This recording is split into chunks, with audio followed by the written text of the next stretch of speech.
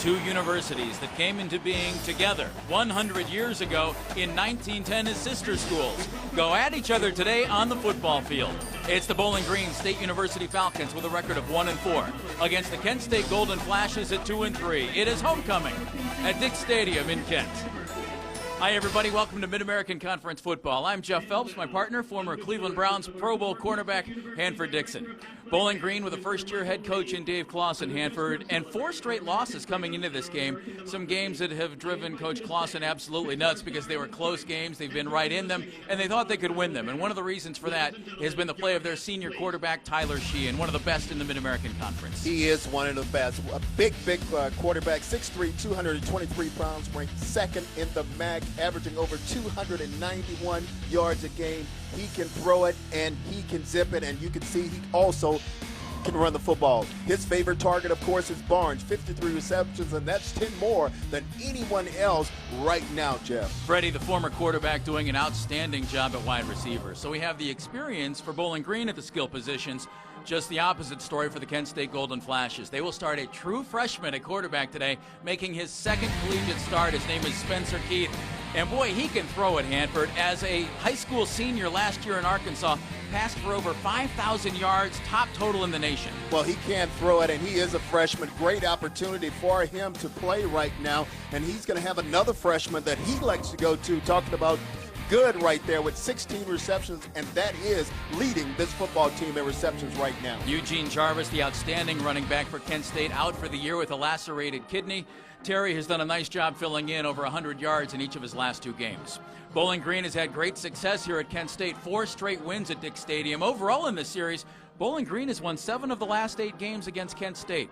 Flash is trying to change that today at homecoming. Bowling Green 1-4, Kent State 2-3. Kickoff coming right up from Dick Stadium.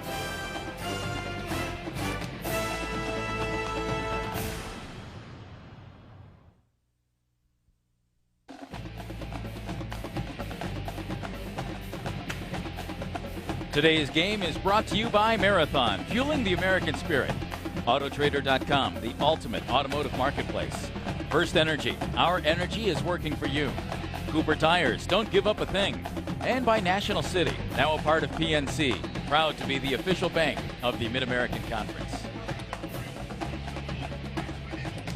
Dick Stadium looking better than ever. Fabulous renovations here over the last several years. They have changed things drastically in the end zone you're looking at right now.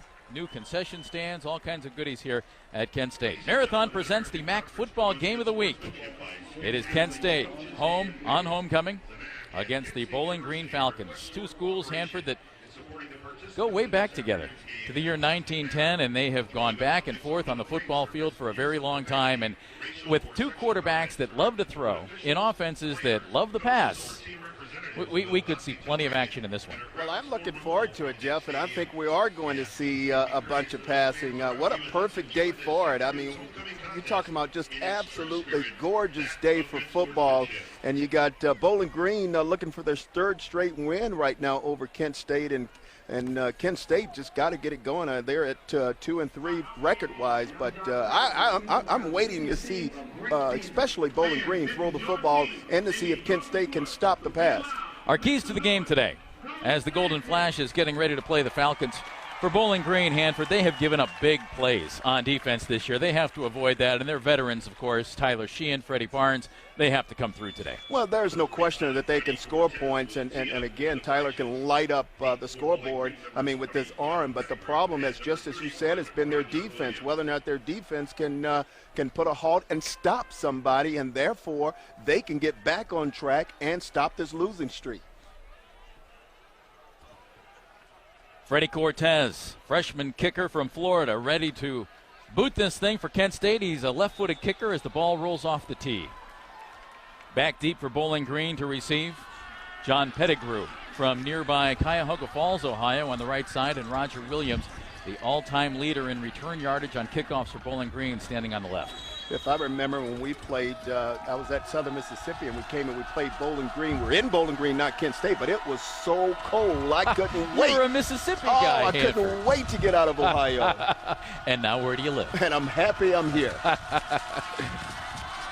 Freddie Cortez puts his foot into it. We are playing football at Dick Stadium, and this goes to Roger Williams at the 6-yard line. Roger cuts it back at the 20, gets across the 30, and out to the 38-yard line. So nice field position for Bowling Green as they get things started here. Danny Sadler from Maple Heights High School on the stop for Kent State. There's Tyler Sheehan. Boy, it seems like he has been the starting quarterback at Bowling Green for a very, very long time. 6'4", 223-pounder out of Cincinnati LaSalle High School. Well, and he's making his 31st consecutive start. He has been a very good one for the Falcons. He has a receiver on each side. Chris Wright is the man in motion.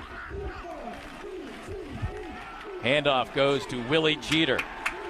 Junior tailback from Miami, Florida. Not a whole lot of running room there. Willie coming into this game averaging 4.5 yards a carry. Kevin Hogan on the stop for Kent State. Big size across the front for the Bowling Green Falcons. Brady Minturn started all 12 games last year at left tackle.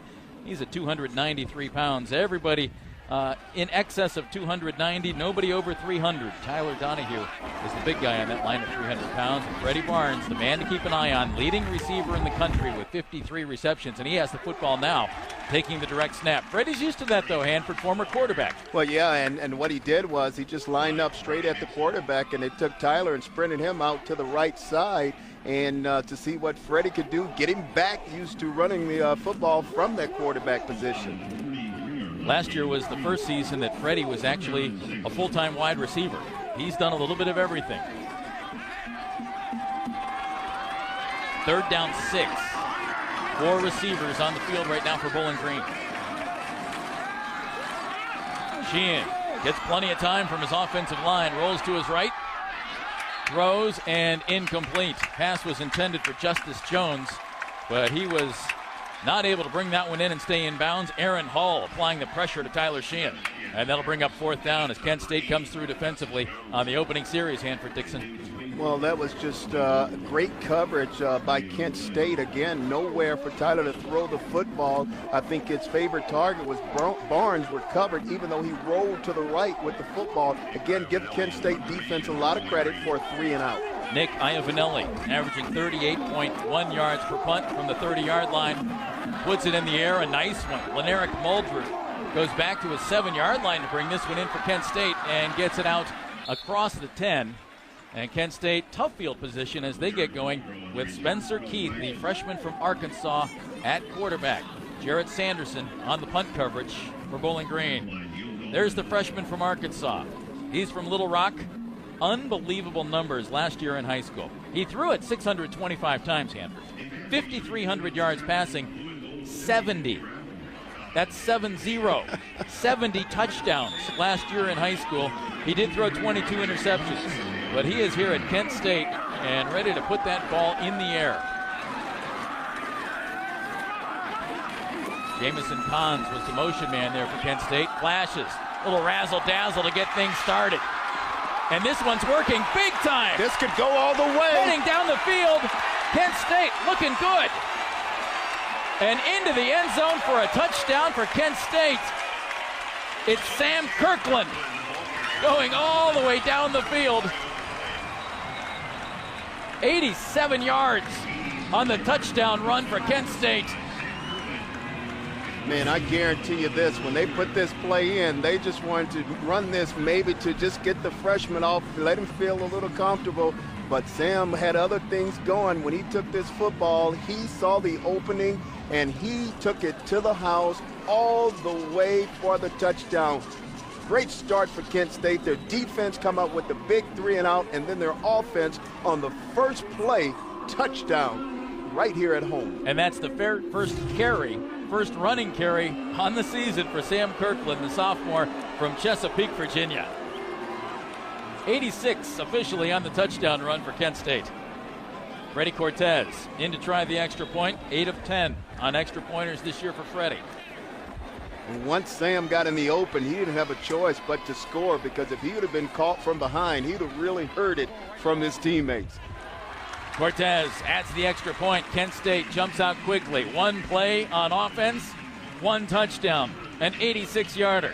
7-0. Kent State on top of Bowling Green. Falcons get the football back when we return to Dick Stadium.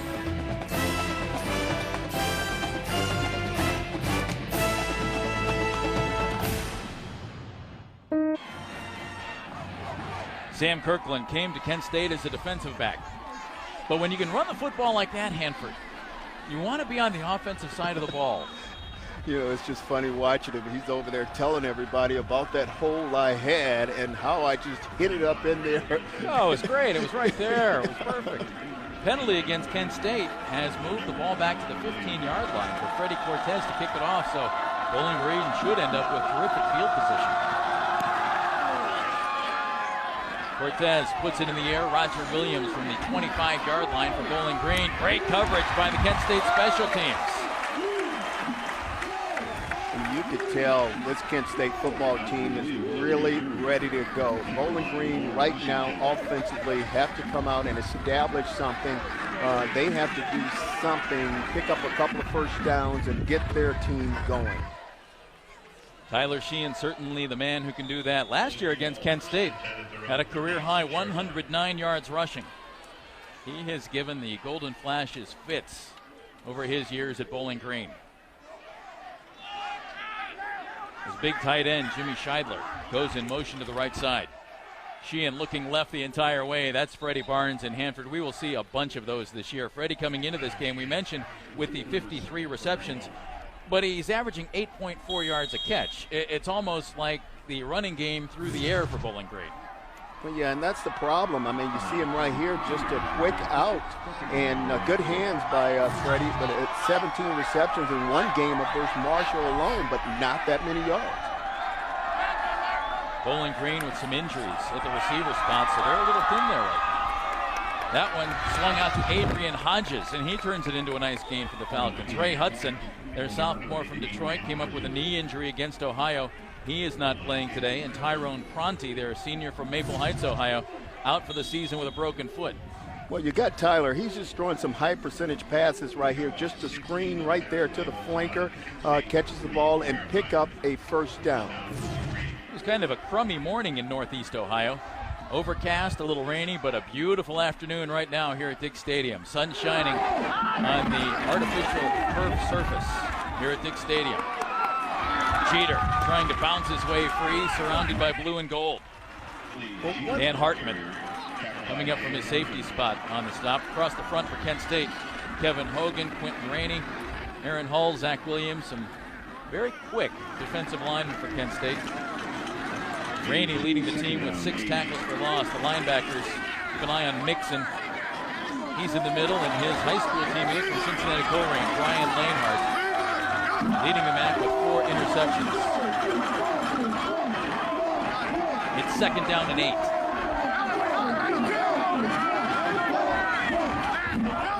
Sheehan in the shotgun, 2 receivers to the right side. He throws and completes it. Nick Reiki, backup tight end, brings it in for Bowling Green, and that's a first down Falcons. Well, what you're seeing them start coming out early also in this ball game, they're using 2 tight ends, running 2 tight end set. And again, he's not trying to hit anything far down the field. He's just running these little quick outs. And he's been successful because he's moving the chains going down the field. B.J. Walters on the stop for Kent State. Falcons ran a spread offense under Greg Brandon. Dave Clausen prefers the West Coast style of offense, and he hopes to gradually change things, but he inherited a team, Hanford, that had spread offense personnel as Willie Peter picks up a couple going right side. Lee Stalker, Brian Lanehart on the stop for Kent State. Well, and that's what that spread is designed to do. It's a lot of dink and dunk, and then occasionally what they'll do is they'll try to catch you sleeping and hit you for the big one down the field. 4 receivers on the field. Keep an eye on these players today. Freddie Barnes on defense, Bassler, Sanderson, the impact players in this game for Bowling Green.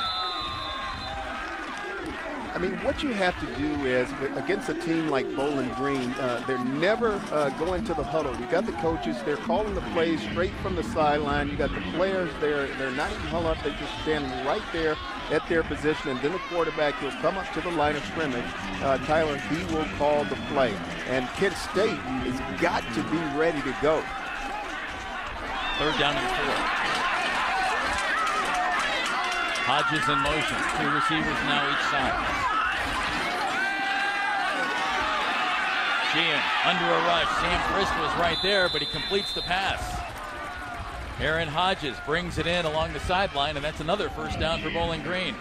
Here's a look at our impact players brought to us by National City, now a part of PNC, proud to be the official bank of the Mid-American Conference. For Kent State, it has to be Spencer Keith, the freshman quarterback, and then the Cincinnati Coleraine high school teammates, Cabrani Mixon, transfer from Michigan, and Brian Lanehart with those 4 interceptions. He had 6 interceptions last year to lead the MAC and was 7th in the nation, so keep an eye on Brian. He has a real eye for that football out there from his safety spot.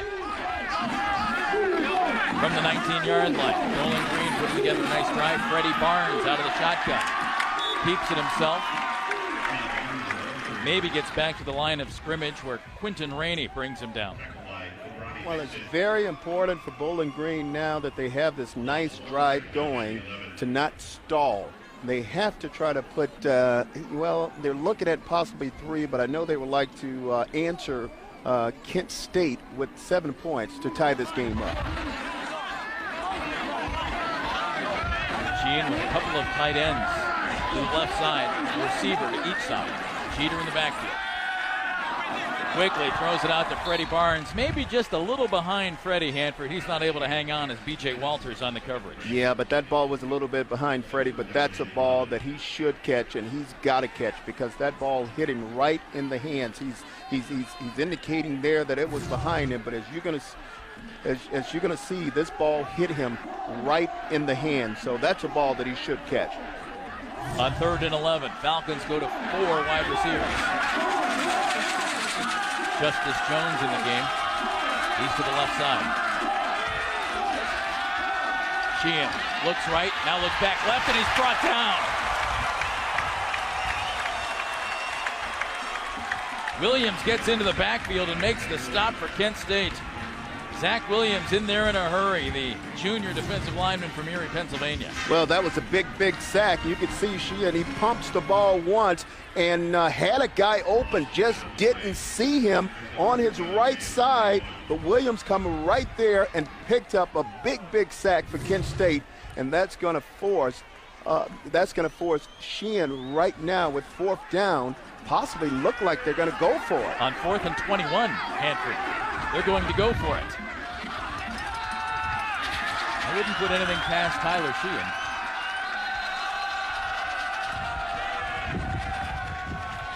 Flag on the play as the Falcons taking too much time. So it pushes it back 5, Hanford. Well, I think what they're trying to do is get their punter in position so he can have a little more room in order to lay that ball inside the 10-yard line. But I just didn't understand that in the beginning because I was saying 4th down, just impossible. Especially with a 4th and 21, now 4th and 26. There's Nick Iaconelli standing right on the 49-yard line. Muldrow back deep for Kent State. He is standing on the 11. Iaconelli, little punch kick right down the field, and oh, how about that one? The extra 5 yards paid off big time as Roger Williams downfield downs it on the 1-yard line. Well, that was just perfect execution by Bowling Green. Again, exactly what they wanted to do. He took the football and he ran a little bit, but excellent punt. Good coverage downfield by Roger Williams. Kent State's 2nd offensive play of the game on the way. They're up 7-0.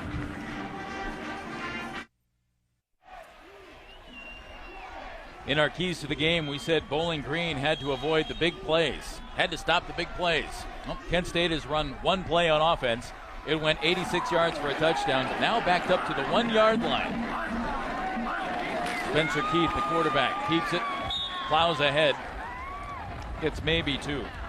Well, it's very important for Bowling Green's defense right now. Since you have them backed up, let's try to do something. Let's stop them right here. Let's give everything we have to stop them, keep them from getting the 1st down, and then we can get good field position back for the offense. Kent State starting a true freshman not only at quarterback, but also at right tackle. Brian Winters at 6'5", 320 pounds, starting for Doug Martin.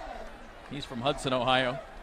Played for the United States in the Junior World Championships in Canton this summer. 2nd down and 8.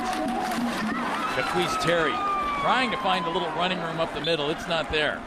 James Schneider Fills up that hole very quickly for Bowling Green and bring up 3rd down and long. Well, again, just nowhere to go. James Snyder just right in there in the hole, put that helmet right in the chest, and Bowling Green right now are doing exactly what they need to do. Now it's 3rd down. Let's see if they can hold and turn this ball back over to their offense. Running a trick play from the 14, that's not bad, Hanford. You don't want to do that when you're on the 1. Keith throws out of the end zone and overshoots his intended receiver. That was Tyshawn Good, leading receiver for Kent State with 16 catches. Keith Morgan on the coverage for Bowling Green. You're going to see the young man Keith almost made a crucial mistake just then. He held that ball almost too long in the end zone. You have to get rid of that football. Watch him. He have to feel this heat coming from his backside, and he almost gave up a safety on that play.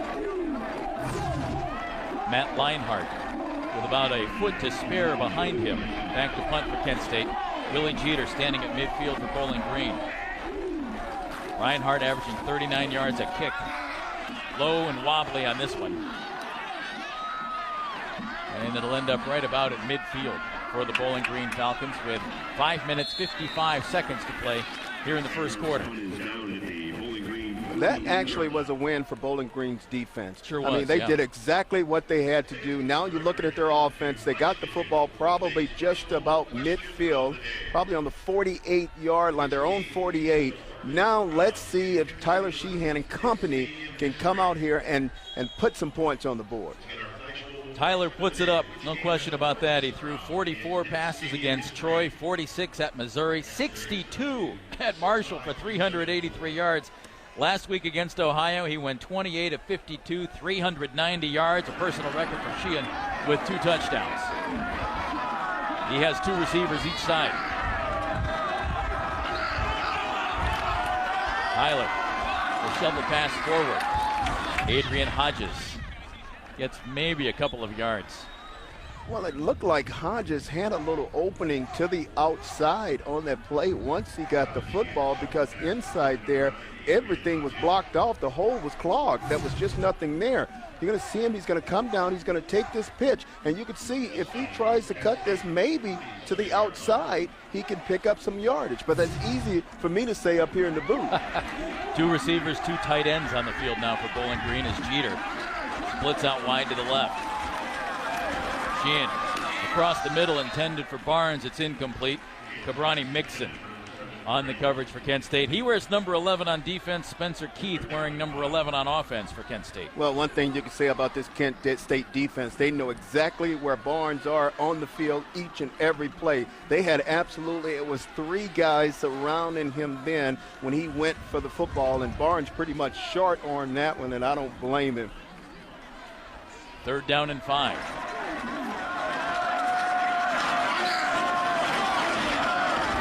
Sheehan again, 2 receivers to each side. Jeter picks up the block, and the pass is incomplete. That was intended for Chris Wright. Well, but pretty good coverage there by Kent State. Yeah, and this offense just have not been able to get into sync yet. I mean, again, you're talking about an offense that's throwing every play, and you can see that ball was tipped right there at the line of scrimmage, and the receiver maybe was open, but you could see it right there. It was tipped at the line of scrimmage. Now wasted field position. Iavanelli with his 3rd punt already here in this game. Muldrew standing back on his 10-yard line for Kent State. Big punt. Big bounce. Good break for Kent State. 7-0 Flashes on top. 5 minutes to play here in the first quarter. Jeff Phelps along with Hanford Dixon as Doug Martin's team trying to win a homecoming game against Bowling Green and a 4-game losing streak to the Falcons right here at Dick Stadium.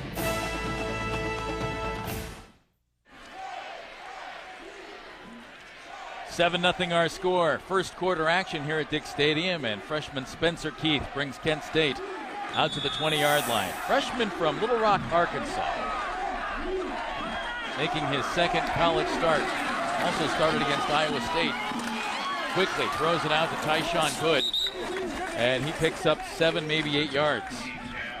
Again, either one of these quarterbacks today are trying to stretch the defense. It's still early in this ball game, but all we've seen so far is just a little short passes. I don't think we've seen anything over a temp over 15, 20 yards today. I'll bet we will. Let's hope so. We haven't yet, though. 2 receivers left for Spencer Keith. He looks that way and loses the football. It's still loose on the ground, and Bowling Green has recovered at the 22-yard line. Jamal Brown from Cleveland Benedictine High School falls on it for the Falcons, and a huge break for Bowling Green. Well, what a crucial mistake right here. You got his own man, that's Jaquise, just run right into the football, and the football comes right out of the hand of Spencer Keith. And Bowling Green, just as you said, partner, come up with a huge turnover deep in the Kent State territory. But let's see if Bowling Green can capitalize on this turnover. They're on the 22-yard line. Gene has always had a history of going big play after a turnover. He's been fun to watch in that situation. Freddie Barnes gets that one knocked down by Aaron Hall. Again, just another little short pass, but it turned out pretty good because they picked up probably about 7 yards on the play. Now you're looking at second and about 3. But, Jeff, it's always been really, really hard for an offensive team when you throw the ball as much as Kent State throws it. I've been a firm believer that you have to establish some type of running game. Willie Jeter, the lone back in the eye right now. Excuse me, the only back in the backfield, and the pass incomplete. It was a forward pass intended for Chris Wright. Danny Sadler there on the coverage for Kent State. Look a little out of sync, don't they, Henry? They do, and I just can't put my my hands on it, but they are out of sync with this offense, and you could just tell it. I mean, the guys are just going through the motion a little bit, but still an opportunity here to pick up a first down and maybe put some points on the board for this Bowling Green team. It's 3rd down and 3. Barnes, the receiver, wide to the right, and pass goes his way. Freddie out of bounds, incomplete. He was juggling that football, and it brings up 4th down and 3. B.J. Walters right there for Kent State. Well, if you're Bowling Green's defense, I mean, you got to be looking really, really funny at this offense. Let's see if he comes up with this. Can't really tell from that angle. Foot's down. Didn't have possession. And the official said he just did not have possession of that football. The MAC East Special Teams Player of the Week on the field to try this field goal for Bowling Green, Jerry Phillips, redshirt freshman from Green Springs, Ohio. It's a 33-yarder, and it's blocked by Kent State. Flash is lateraling the football, trying to make something happen on this return, and they do! This is going to be interesting. Matt Reinhardt heading down the field. Excuse me, it's not Reinhardt for Kent State. Heading all the way down the field for Kent State is Quinton Rainey. Quinton Rainey picks it up and heads down the field. He's the nose tackle. He's also the fullback on goal line situations. And another big play for Kent State. Well, Jeff Rainey, that's the second big play he's had in this ball game. Not just a touchdown that he just ran, but you remember a couple downs later when we talked about on 3rd down when the ball got tipped, talking about Tyler, Rainey was the one that got his paw in there and came up with the tip ball. But a huge play right here for Rainey. I never thought he was going to make it to the end zone. How about the lateral on that, huh? Look at him. He's got his head back and those arms pumping, and not bad for a big guy. 5'11", 235 pounds of speed. Jeffy heading just down the field, Hanford. In the end zone. Wow. 2 big plays in the first quarter for Kent State. And the Flashes a chance to go up 14-0. Well, that's just a prime example of Bowling Green's offense, just letting this team hang around, not doing anything with the opportunities that you've been given. And as a result, you got Kent State come up with another big play. Now this ball game possibly is going to be 14-0. Will Johnson, the man who lateraled that football, looked like Anthony Mirando might have been the man inside getting the block. So Miranda with the block. And then you have Johnson with the lateral. And you have Rainey in need of the oxygen. And it is a touchdown. Play is upheld as they were taking a look at it, making sure that the lateral was in proper order, Hanford, and it was. Well, Kent State's defense have really come up huge so far in this ball game. They have really answered the call. Freddie Cortez from Fort Meade, Florida, adds the extra point, and big play combined with another big play ends up to a 14-0 lead for Kent State on homecoming day. I just can't get over Rainey. That was classic watching him go into the end zone. 82 yards for Quentin Rainey. So we have an 82-yard and an 86-yard touchdown for Kent State in this game, Andrew. Well, you have to be when you look at the other side, Jeff. I mean, you gotta be upset with your football team because they just have not been in sync at all today. This football team. I mean, Bowling Green it's just been big play after big play. Talking about as far as Kent State side, let's take a look at some of these big plays. Jeff, here's the reverse right here to start off the ball game. First offensive play of the game. Oh, and it is just a big one for a touchdown. Look at my man. He's just got his hands on his hip. And here's the second one, the one we just saw, the block. Look at it. Now you got Rainey, who is just going to run it the distance, take it in for the second score. And as a result, Kent State is leading this ball game 14-0. He had a pack of escorts with him on that one, didn't he, Hanford? Yes, he did. Cortez pops it up to the 30-yard line. And that's where Bowling Green gets it started. Now, if you're the Falcons, Calvin Marshall calling the fair catch on the kickoff there. If you're the Falcons, Hanford, what do? You've been stunned now with two big plays. And obviously, you don't count on big plays. It's been a fairly even game all the way around, you would think, but it's 14-0 on the scoreboard. Well, and the blame goes around this whole football team talking about Bowling Green. I mean, defensively, they've given up a big play. The first play, that was a big reverse with Special Kirkland. teams. Yeah, Kirkland just took it, and then special teams give up a big play. And offensively, they're just not in sync. Sheehan has two receivers to the left, one to the right. He looks right, he throws right, and there's Freddie Barnes, and he gets the first down for the Falcons. And you would think that being down 14-0, I mean, you got those guys or someone on that offensive team would say, hey, guys, hey, we got to get it going here. We know we can put points on the board. I mean, let's do something. But they've always found a reason to stall. Three receivers left for Bowling Green. They all turn and look at the sideline in unison. Willie Jeter cuts it back. And big hit for Kent State. Brings him down at the 46-yard line. Dan Hartman, the man at the bottom of that pile, the junior from Leavittsburg.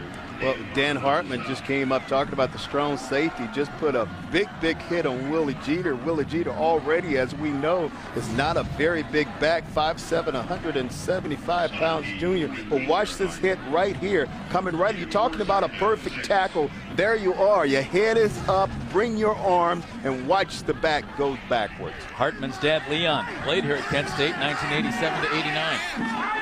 Second down and 6 now for Bowling Green as Hodges goes in motion. They faked a little pass to Hodges. Sheehan in trouble, throws right side and completes it. Nicely done by Tyler Sheehan because he had Cabrani Mixon right in his face as Justice Jones brings it in. And Jeff, that was a good-looking play because they came back with that same little option play. But what happened? Tyler's going to keep the football, and then he's going to look down the field and catch Barnes, who made the corner right there think that he was running a go pattern, and he broke it off at the end. Danny Sadler on the coverage there for Kent State. First down, Bowling Green at the 40. Scheidler in motion, sets up the block for Willie Jeter. Willie gets it to the 36-yard line. That's a gain of 4. It'll bring up second down and 6. Ishmaeli Kitchen, the sophomore from Youngstown Cardinal Mooney High School, on the stop for Kent State. Well, I would like to see him run the football a little bit more to Willie Jeter, because he's what I call like a little scat bat. I mean, he's so small, again, only at 5'7", and he's a very quick guy. He's the guy that can get up in that line of scrimmage and maybe hit one for a big one. Willie last week against Ohio, 19 carries, 70 yards, as Freddie Barnes brings it in. A tough game last week against Ohio for Bowling Green. There were plenty of points in that game, and they ended up losing it 44-37, Hanford, against a good Ohio team, and that game was at Bowling Green. But they have had some tough losses. The first game, they came out with a win against a good Troy team, 31-14. Expectations raised a little bit. Then went to Missouri, played Missouri at Missouri, and lost 27-20. Good game. Went to Marshall, lost by a touchdown, 17-10. Then went to Boise State, and they were blown out 49-14. Hoping for better things than a loss to Ohio last week, but it was the 4th straight, so a little frustration maybe right now for the Falcons as Jeter gets inside the 30, but not by much on 3rd down and 1. He'll be very close to a first down. Aaron Hall, Will Johnson on the stop for Kent State. Yeah, and if they don't get this, that's a questionable, very, very questionable play calling as far as on 3rd and short. I mean, to give that ball back to Willie that deep in the backfield when he's not that big anyway, I mean, that's more like a quarterback sneak or something to try to pick up this first down. Looks just a little short, doesn't it, Hanford? And I would think that they're probably, if they are short, they are going to maybe go for this because they need to do something. I think they are short. Not by much.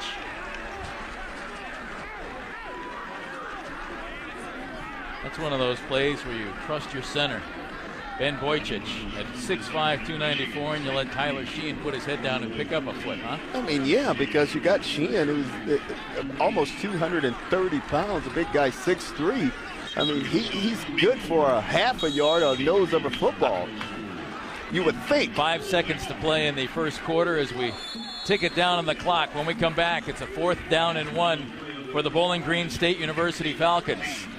They need to do something, or at the very least quit giving up the big plays. It's 14-0.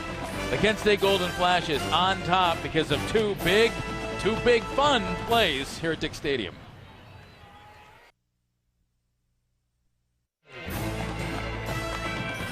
A very interesting first quarter here at Dick Stadium. It's 14-0. Kent State on top of Bowling Green. Welcome back to the MAC Game of the Week presented by Marathon. Jeff Phelps along with Hanford Dixon. To show you, Hanford, as if you didn't already know, how time of possession can be a misleading statistic, let's check out our Marathon Fast Stats. Time of possession in the first quarter. Over 12 minutes for Bowling Green, not even 3 minutes for Kent State. And then look at the score. I mean, just what you're saying, look at the score. You would think with that kind of time possession, Bowling Green would at least have some points, but they have zip. Well, you could say that Kent State's defense hasn't been able to get Bowling Green's offense off the field, but they haven't really needed to, Hanford, as it's turned out in the first quarter anyway. Well, I think what's happening when you look at Kent State's defense, they have the right philosophy coming into this ball game. Obviously, they got, they understand you could bend, but not break. And that's what they're doing. I mean, you look at the plays, you got Bowling Green 25, and Kent State only got 6 plays. It's a 4th down and 1. Falcons are going for it. Sheehan goes right behind his big center, Ben Boychich. Cabrani Mixon is there for Kent State, and from the looks of this spot, yes, it is a first down for Bowling Green. Well, again, just what you and I talked about. I mean, that's what they needed to do, get that big quarterback, Tyler, and just let him put his head down and follow that big offensive line and pick up the first down. You can see it. He's clearly has the spot right there. When your guards and center average 6'5", 294 pounds, Hanford, you have to show the trust, don't you? Yes, you do. And now they're back again in that spread offense. From the 29, 4 receivers on the field, 3 to the right side for Tyler Sheehan. He's looking right, throws that way. And Adrian Hodges brings it in. Cabrani Mixon on the tackle for Kent State. And again, we talked about that bend but don't break defense for Kent State, and all they are running is what we used to call an old cover 7. And what a cover 7 is, you got the two safeties, you'll see them at the snap, they will both cover the halves, and then the corners will funnel everything to the inside, and then everybody will let them catch the football and come up and make the tackle. It's a gain of 5, second down and 5. Sheehan quickly out to Barnes. Back to Willie Jeter. And absolutely nowhere to run as Kent State does a nice job defending that one. Cabrani Mixon, Zach Williams on the tackle for Kent State. Well, I think the problem with that particular play is Bowling Green just pretty much outsmarted themselves because they ran this play to the short side of the field. There was no room. And there was just absolutely for Jeter, no room, nowhere for him to go. And they end up losing yards on this play. Lost 3 yards, and it makes it 3rd down and 8. Sheehan, 2 receivers to each side. Dave Clausen looking for his team to make a big play in this one. How about that? Completes it to Justice Jones. 1st down, Bowling Green at the 11-yard line. Well, and that was a good throw. I mean, that's what we've been looking for from Tyler Sheehan all day. I mean, you're going to see the big fella right here. He takes the snap and watch him plant his feet and moves into this throw. And it's just a perfect strike for a 1st down. 16 yards on the completion.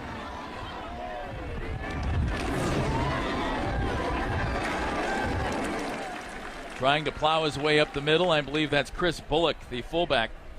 Mixon. Again, just nowhere for him to go up that middle. You have to give Kent State front 4 a lot of credit. Those guys are not giving up anything up the middle. Again, then they got that philosophy. They will bend a little bit, but they're not going to break. Now, let's see right now in this chess match if Bowling Green can get in the end zone and make a game out of this game today. It was Chris Bullock, the senior, on the carry for Bowling Green. Picked up nothing. 2nd down and 10. Sheehan looking right. Throws into the end zone. Touchdown, Bowling Green. Adrian Hodges brings it in the end zone, and the Falcons get on the board. Josh Pleasant on the coverage for Kent State. But Hodges comes up with a touchdown for the Falcons. Well, Hodges beat Pleasant. I mean, just a corner route. I mean, good route and a good throw. You're going to see him. He's going to dip him to the inside, and then he's going to come back out. Look how wide open he is. But if you want to see the mistake that Pleasant made right there, when you're not close enough to touch that receiver, you cannot be looking back at the quarterback because you're not going to get there in time to make a play on the ball. Good throw, good catch. Bowling Green finally on the scoreboard. Jerry Phillips adds the extra point, and the Falcons get a touchdown.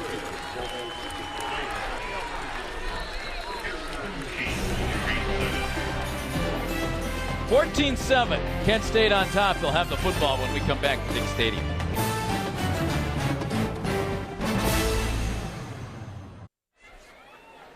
Adrian Hodges with his 2nd touchdown reception of the season, and that calms things down for Bowling Green. Hanford 14-7 after a couple of big plays by Kent State. Bowling Green executes the offense, puts up 7. Well, they did. I mean, 12 plays. They had to come up with some points on that 12 play 70-yard drive, and an excellent catch by Hodges. Jerry Phillips booms it deep. Anthony Bowman on the return for Kent State. Spins at the 20, gets across the 25 out to the 27-yard line. So Kent State comes out trying to follow up a nice offensive drive by Bowling Green. Hanford. Well, let's take a look at this touchdown pass again. Again, you're going to see Tyler. He sees his man. Hodges is running a corner route, and the corner is turned all the way around. And look at him, just perfect throw, perfect catch to come within 7 in this ball game. One thing that the big plays have kind of covered up for Kent State, they have just 1 first down in this game. On 1st down, good run by Jaquise Terry. Getting his 2nd start of the season. And he has played pretty good football as Keith Morgan and Cody Basler bring him down. 212 yards on the season, averaging 7.9 yards a carry, Hanford. A good 61-yard run had a lot to do with that, but he's done a nice job for Kent State. 109 yards and a touchdown last week on 12 carries against Baylor. This is Terry again, bounces outside, flag coming in on this play. And he's brought down James Snyder on the tackle along with Keith Morgan. But a flag on this play. Yeah, that one unfortunately is going to come back. That penalty again is against Kent State, but if you're on Kent State bench, you have to be a little bit worried right now. What I mean by that is, again, you're talking about you're leading in this game. Foul. Illegally blocking back toward the ball. Number 11, offense. 15-yard penalty. Repeat, second down.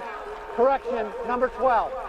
I was going to say, the quarterback throwing a block like that, Hanford, come on. It was Sam Kirkland. Back to my point, you're leading in this game 14-7, but Jeff, let's look at.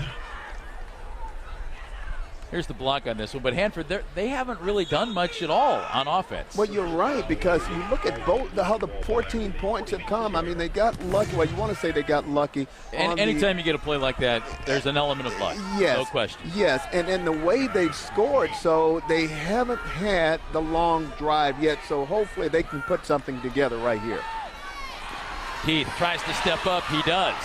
Throws, completes it. A nice job by the freshman in the pocket, showing a little composure. Well, the young man did just then, because he was under a lot of pressure in the pocket, and he recognized that, and you can see it. He stepped up and gave himself a little time and some room so he can see, so he can find his receiver. Big play. I like this play by Keith. I mean, he showed some poise just then in the pocket. Phil Gardner making the catch, brought down by Jarrett Sanderson. 3rd down and 6 for Kent State. Lash is trying to pick up just their second first down of this game. Keith throws, and that's going to be very close as Sam Kirkland, well, he's short. The man who scored the touchdown, brings it in. Well, if you look at the spot, well, they're going to give it to him. That was a good spot. But you're going to see Keith right here. He's giving this guy time to come over. In the beginning, the receiver was not open, and then finally he popped him. Jeff, that is short. Yep. By about a half a yard. They're going to have to punt this. And Reinhardt comes in to punt it away, standing on the 22-yard line. Willie Jeter back deep for Bowling Green.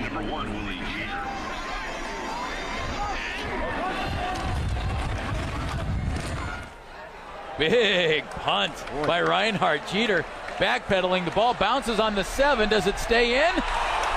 Ball carried into the end zone. Oh, that was close. Matt Reinhardt hung that one up, and it bounced and almost down to the 1-yard line. Well, if you're Kent State, the thing about it, I want to say if they wouldn't have touched that ball, I think it was going to stop on the 1-yard line. It looked like it did. But you can't take that chance. Those guys are doing everything they can to run down there and stop it on the 1. But I think that one was going to stop anyway. Now Kent State's defense was a little bit of a challenge, Hanford. They need to slow down this Bowling Green offense that has just moved the ball down the field. They've had 31 plays already in this game. Well, they do, and eventually what's going to happen is there he is. Freddie Barnes deep. What I was talking about. Tyler Sheehan put it on the money. Freddie Barnes brings it in. B.J. Walters makes the tackle, but there's the big play for Bowling Green. Well, there is the big play, and again, what happened was Bowling Green brought Kent State out of that 2-deep coverage, and now they have those corners all along, and boy, Tyler took advantage of it, going to his favorite target, number 7, Barnes, for the big play. Just a little post pattern right across the middle. Bowling Green quickly lines up. Kent State making some late substitutions defensively. Big rush by Kent State, sets up the screen pass beautifully for Willie Jeter.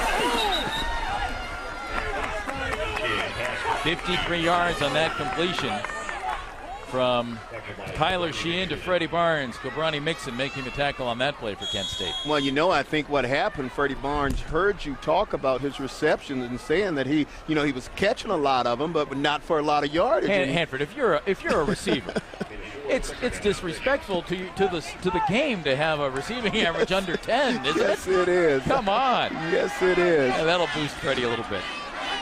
Willie Jeter trying to find some running room. Kent State strings it out nicely. A bunch of the flashes there. Dan Hartman finally bringing him down, but Nicely read on that one by Kent State. Boy, you're going to see those flashes right here. They really pursued to the football. There is just absolutely nowhere for Jeter to go after he takes his football, and that's what you want to do. You want to string that thing out till your help come, and there was pursuit coming from inside out to the football. 3rd down and 12 now for Bowling Green. They are 2 of 7 on 3rd downs today. They go with 4 wide receivers. Sheehan in the shotgun. Rose, a little short on the pass out to Adrian Hodges. Dan Hartman on the coverage for Kent State, and he will be well short of the 1st down. Well, Hartman, who's been pretty much all over the field today for this football team, I think he's right now, that's his 5th tackle, if they call that a completion. No chance to pick up any yardage on that one. Ball was thrown low, and Hodges had to go down to get it as Hartman makes the stop. Well, again, you got 4th down, and I do not believe that Bowling Green is going to run a play here. Oh, that was wrong. And they are. Sheehan on 4th and 12. Completes it. Freddie Barnes gets the 1st down, gets loose, and gets inside the 10-yard line. Well, you got Sheehan and Freddie Barnes are starting to hook up right now. These two guys, they know each other well, and they are starting to make plays. You're going to see Barnes again on the outside left. He's just coming straight down, running a deep out pattern, just enough for the 1st down to pick up the 1st down and a missed tackle. Bowling Green lines up quickly.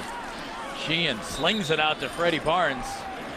And those passes are dangerous, Hanford. They're scary because if a defensive back has a read on that thing, well, look out. Yeah, and then again, you have a lot of people that are saying, look at Bowling Green Kent State's defense. They're tired right now. But you got to look at it the other way. You got Bowling Green. They're really not making any substitutions. The same guys are on the field. So you just have to go.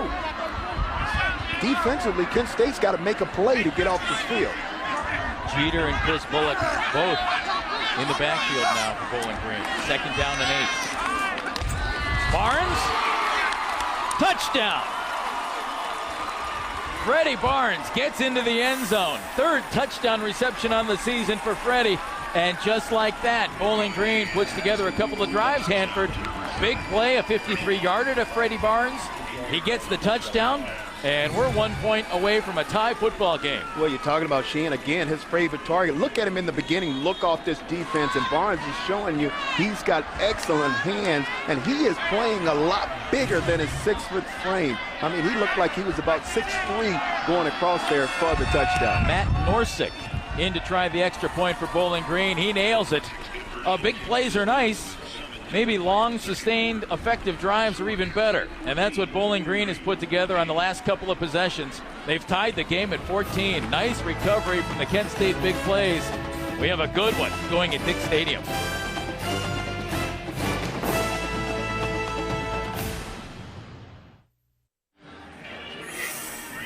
Freddie Barnes comes up with the 2nd receiving touchdown of this game for Bowling Green. Big drive, Hanford, big play in at a 53-yarder going to Barnes. Well, Freddie Barnes, who's having right now a monster game. You can see him right now. Those two guys really know each other. There's the big out for the 3rd down play, and here he is right there for the 11-yard touchdown strike. Monster game so far. And Sheehan, I mean, just absolutely on target. Jerry Phillips has it on the tee, booms it deep for Bowling Green. Anthony Bowman in the end zone says, no. Let's take it at the 20-yard line. Hanford, now Kent State, and we talked about it last possession, but it's becoming a little more critical now that Bowling Green has put it in the end zone again. They have to get something going offensively. Just 1 first down for Kent State in this game as opposed to 10 for Bowling Green. Well, they really do. I mean, you look at it, Bowling Green right now, almost 200 yards total offense against Kent State, 122. And again, Tyler Sheehan, he's heating it up right now. He's just starting to just throw the football, and he's on target with every throw. Spencer Keith completes that one. Gets it out to Kendrick Presley. Jamal Brown on the tackle there for Bowling Green. Whoa. We saw the total yardage figure, Hanford, at 122 for Kent State, but 86 of that came on the first play. So take away that first play, and you're looking at 36 yards in total offense for Kent State. Well, yeah, those numbers are definitely misleading on the Kent State side, and very important right now because that defense is tired a little bit. Offense need to pick up some first down and move this football and give that defense a little break. Keith, take the handoff, lost it deep. With plenty of air under that one. Downfield, a little contact between Jamal Brown and Tyshawn Good. And no flag on the play despite the pleas coming out of the Kent State grandstands. Well, and I pretty much agree with the call. I think it was a no-call play. Of course you do, Mr. Pro Bowl cornerback. He wasn't going to catch this football anyway. He was pretty much double covered. But I think where he should have gone with the football was to the other side. He had Presley, number 15, was open over here on a deep out. Second down and 10. Terry plows ahead for a few yards when Eugene Jarvis went out with the lacerated kidney. And, of course, Eugene, one of the outstanding running backs in Kent State, well, in Mid-American Conference history. And he went out for the season. Terry has stepped in and done pretty well, Hanford. A couple of 100-yard games back-to-back. He had 103 against Miami in the win, and then 109 last week on 12 carries against Baylor. Yeah, and I want to get back on the young fellow talking about Spencer Keith, the quarterback, and reads like that will come from him. Let's not forget, he is still young. I mean, he is still second a freshman. Start. Yes, his second start. So he will learn those reads. Keith steps up. He's done a nice job with that. Touch this one. Phil Garner throws a block. Spencer Keith has some running room, knocked out of bounds at the 43-yard line, and a flag comes in late. They're going to call that a late hit on Bowling Green. Phil Garner, a terrific block for Kent State, really sealed that side for him, Hanford. He did. This was a big play. This is exactly what they needed in order to get the ball past midfield. After the runner was out of bounds, personal foul, unnecessary roughness, late hit, defense, 15 yards, first down. Well, let's take a look at this again. You're going to see Spencer Keith. Nothing's there, so he said, what am I going to do? I'm going to take this football down, tuck it, and I am going to run with it. Picked up a great block. I don't know about that. I see why they're upset on Bowling Green's sideline. A little high. I don't know about that's a questionable call. Called against Keith Morgan, the sophomore from Bellefontaine, Ohio. You have to let him play. It's a 1st and 10 for Kent State, 28-yard line. Keith has the Kent State offense moving. He's hit as he's thrown, and it's incomplete. Jarrett Sanderson was right there in his face and gave Spencer a little welcome to the Mid-American Conference. Oh, what you got to see is Sanders coming from the backside on a blitz, and Spencer Keith does not see him, and he is lucky that he got this football away. If he would have had time, he had his big tight end open, but I'm just glad he didn't get hurt on that play. Spencer Keith, a young man who wants to be a doctor, was planning to go to Ivy League schools, study medicine, play a little football, but then he had that huge senior season in high school where he threw 70 touchdowns and led the nation in passing yards with over 5,000. And he decided, I want to play a little Division I ball as Terry picks up a few on 2nd down and 10. So he looked around Hanford. He didn't sign on signing day. He kind of got a late start in that. Other schools were thinking he's going to the Ivy League. Instead, he went to Vanderbilt, took a look at Vanderbilt. They offered him a chance to come on as a preferred walk-on and join the program. And Doug Martin said, come here, give you a scholarship. He took a visit to Kent State and decided, all right, I want to play Division I football and study pre-med. And that's exactly what he's doing here at Kent State. Five wide receivers in this formation as Keith lobs it into the end zone or close to it, and it's incomplete.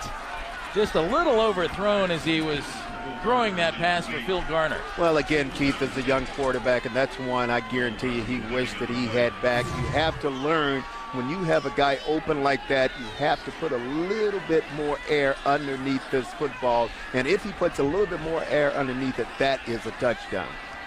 Freddie Cortez on to try a field goal. He is 3 of 7 on the year. They've had some things blocked that hasn't worked out too well. All 3 of his field goals coming in the win over Miami from 37, 42, and 34 yards. This one from 41 yards away. He hit it solidly. He didn't hit it straight enough. Well, it was wide left. And looked like maybe someone got a hand on that one, but still that was wide left. But still, they didn't come up with any points. A good drive overall for Kent State. At the very least, Hanford, they picked up some first downs. They picked up 3 on that drive. Can't really tell, but looked like Sanders got in there and possibly got a hand on that football. Now the challenge for the Kent State defense, Hanford, get this Bowling Green offense off the field. They haven't been able to do it. Peter bounces outside, literally. Still on his feet at the 30. Finally hit and brought down. Zach Williams finishes him off there for Kent State, but a nice run for Willie Jeter on first down. Yeah, that is the first run, and it's funny. We were talking and we were watching the play where Bowling Green got called a penalty, and we haven't had a chance to talk a lot about Dave Clawson, their first-year head coach. He was absolutely livid over there on the sideline. I didn't want to be anywhere around him when that happened. Dave Clawson, a guy who has built programs before, and he is trying to do that right now as the ball's loose. Chris Bullock dropped that football, or had a little trouble getting it from Sheehan anyway. Cabrani Mixon. There's Dave Clawson. He's been a head coach before and been a successful head coach. He was at Fordham from 1999 to 2003. Ended up being named the 1AA National Coach of the Year. Moved on to Richmond from 2004 to 2007. Again, the 1AA National Coach of the Year. Last year he was the offensive coordinator at Tennessee. And now in his first year as head coach at Bowling Green, it's Sheehan on 1st and 10. Goes to Freddie Barnes, who has a lot of running room. Freddie inside the 20. Keeps his balance for a little while and gets inside the 10-yard line. Danny Sadler finally brings him down. But another huge connection from Tyler Sheehan to Freddie Barnes. Well, you're going to see Freddie Barnes. He's just going to line up on the right side, and what a combination of days so far in this first half this has been. You're going to see Sheehan just take it and a little slant route, and Freddie Barnes is off to the races. And folks, if he does not stumble here, there is a possibility that he scores another touchdown. Freddie Barnes already 11 catches, 171 yards. Wow. And a touchdown in this game. 1st and goal from the 8. Nice job defensively for Kent State. Chris Bullock dropped down in a hurry. Well, what a change of pace back there in that backfield from Jeter, who's only 5'7", to Bullock, who is 218 pounds. He is a load once he gets going. Freddie has had some big games this year. A school record 17 receptions against Marshall. He needs 17 receptions to pass Robert Reed for the career reception lead at Bowling Green. I thought, oh, that's not likely. Well, it's really likely now because he already has 11. At the pace they're going right now. Sheehan keeps it himself. He's hit, brought down. Brian Lanehart gets him at the 3-yard line. Well, Sheehan is such a big quarterback. Again, able, we know he can throw the football, but he is also not afraid to take this thing and pull it down and just run and stick his head up. Watch him just stick his head up in there on one of those backers. I mean, such a physical force, not only just running the football, but he can, well, we know he can zip it, but he can also run the football. He's also lined up now out wide to the right. Tyler out on the side, Freddie Barnes, the former quarterback, now in the Wildcat formation. He pitches inside, the ball is loose, and it's incomplete. Little shovel pass inside, dropped. It looks like a fumble. Well, people react like a fumble, but it's an incomplete pass. Well, that's a dangerous play. And then we talk about Sheehan out here lined up to the right, Jeff. He's already caught 3. I think there's a 3 touchdown passes. It is? Yeah, he's caught 3 touchdown passes in his career. So, but that's a dangerous play right there. Matt Norseth on to try a 21-yard field goal. Nick Iavanelli is the holder. Bowling Green trying to make it 17 straight points from 21 yards. It's a good one.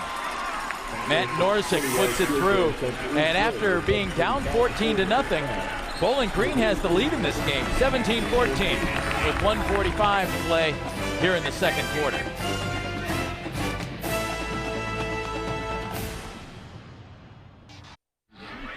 MAC fans, get the latest news and notes from around the conference sent directly to you by mobile device or email by following the MAC on Twitter at MAC Sports or becoming a fan on Facebook. Visit mac-sports.com for links and details. 17-14, Bowling Green as Jerry Phillips booms it to Anthony Bowman at the 5-yard line. Anthony, nice return, gets out across the 30-yard line. Hit knocked out of bounds at the 33-yard line. Jarrett Sanderson. Well, we've called his name more than a few times today, both defensively and on special teams, on the stop there for Bowling Green. Well, you've heard of wedge busters. Let me tell you something. I know we won't get a chance to see this, but number 47, Dwayne Woods, listen to this. Oh, just goes right through there, and he just tore that wedge apart. That was kicker Jerry Phillips applying the final hit there. How about that? Andre Flowers in the game at running back now, and Keith on first down throws incomplete off the hands of Tyshawn Good. Tyshawn, a freshman from Syracuse, New York, and a kid who went to the Hargrave Academy last year. Kent State has done a great job recruiting the Hargrave Academy over the years, and this year's team no different because Will Johnson went to Hargrave, a couple of other players on this team, Josh Pleasant. Well, Spencer and Spencer Keith in this Flashes offense, they have to be really careful here because they want to try to get something, pick up some points, but they do not want to go 3 and out really, really quick and give that ball back with time on the clock to Bowling Green's offense, especially how they've been clicking lately. Jamison Cons makes that catch for Kent State. Guy who played linebacker here for the Golden Flashes for his first 3 years. Last year moved to tight end, broke his ankle, ended up redshirting, and this year playing the H-back spot. But a good football player at 6'3", 222 pounds, 3 years at linebacker, and now playing offense. That's Flowers plowing ahead on 3rd down and 9. He'll be short of the first down. You're going to see Bowling Green call a timeout. You bet we are. Chris Jones on the tackle for the Falcons. There's 54 seconds, Hanford, and the way that Freddie Barnes has been able to get open deep, Dave Clausen thinking, let's take a couple of shots at this. Well, yeah, if you were on the, like I said, if you were on the Kent State side, this is exactly the scenario you didn't want to play out.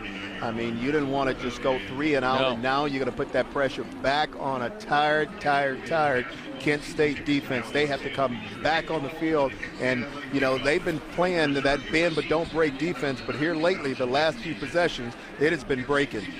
Kent State coming into this game with a record of 2-3. They opened up with a win against Coastal Carolina here at Dick Stadium. Went to Boston College, tough one, lost 34-7, then lost here against Iowa State 34-14. Beat Miami 29-19, and then last week went to Baylor in Waco, Texas, and lost 31-15. Trying to go to 2-0 in the MAC. Matt Reinhardt at the 25-yard line. Willie Jeter back at the 15 for Bowling Green. Reinhardt drops this one at the 30. And Jeter gets away from it. The 23-yard line, the starting spot for Tyler Sheehan. You can be sure that they won't be staying there because Freddie Barnes is going to be running patterns here, Hanford. Boy, he has just been outstanding today. He's just shown that not only can he catch the short ones, but he can go deep. Excellent hand, great route running, and again, not afraid to come across the middle. Freddie Barnes just doing it all for Bowling Green today. Unbelievable first half numbers at 11 receptions, 171 yards, already a career high, Hanford, and we're in the first half, and a touchdown. Jeter wrapped up, brought down. Nice job defensively by Monte Simmons, for Kent State. Brian Lanehart also there to help out. Well, it just seems like Bowling Green right now is just going to say, hey, we're not going to try. We're not going to do anything crazy. We're just going to take and run this clock out. Are you surprised? No, I am not. You're not surprised? Let's go in and come back out this second half. I'm a little surprised.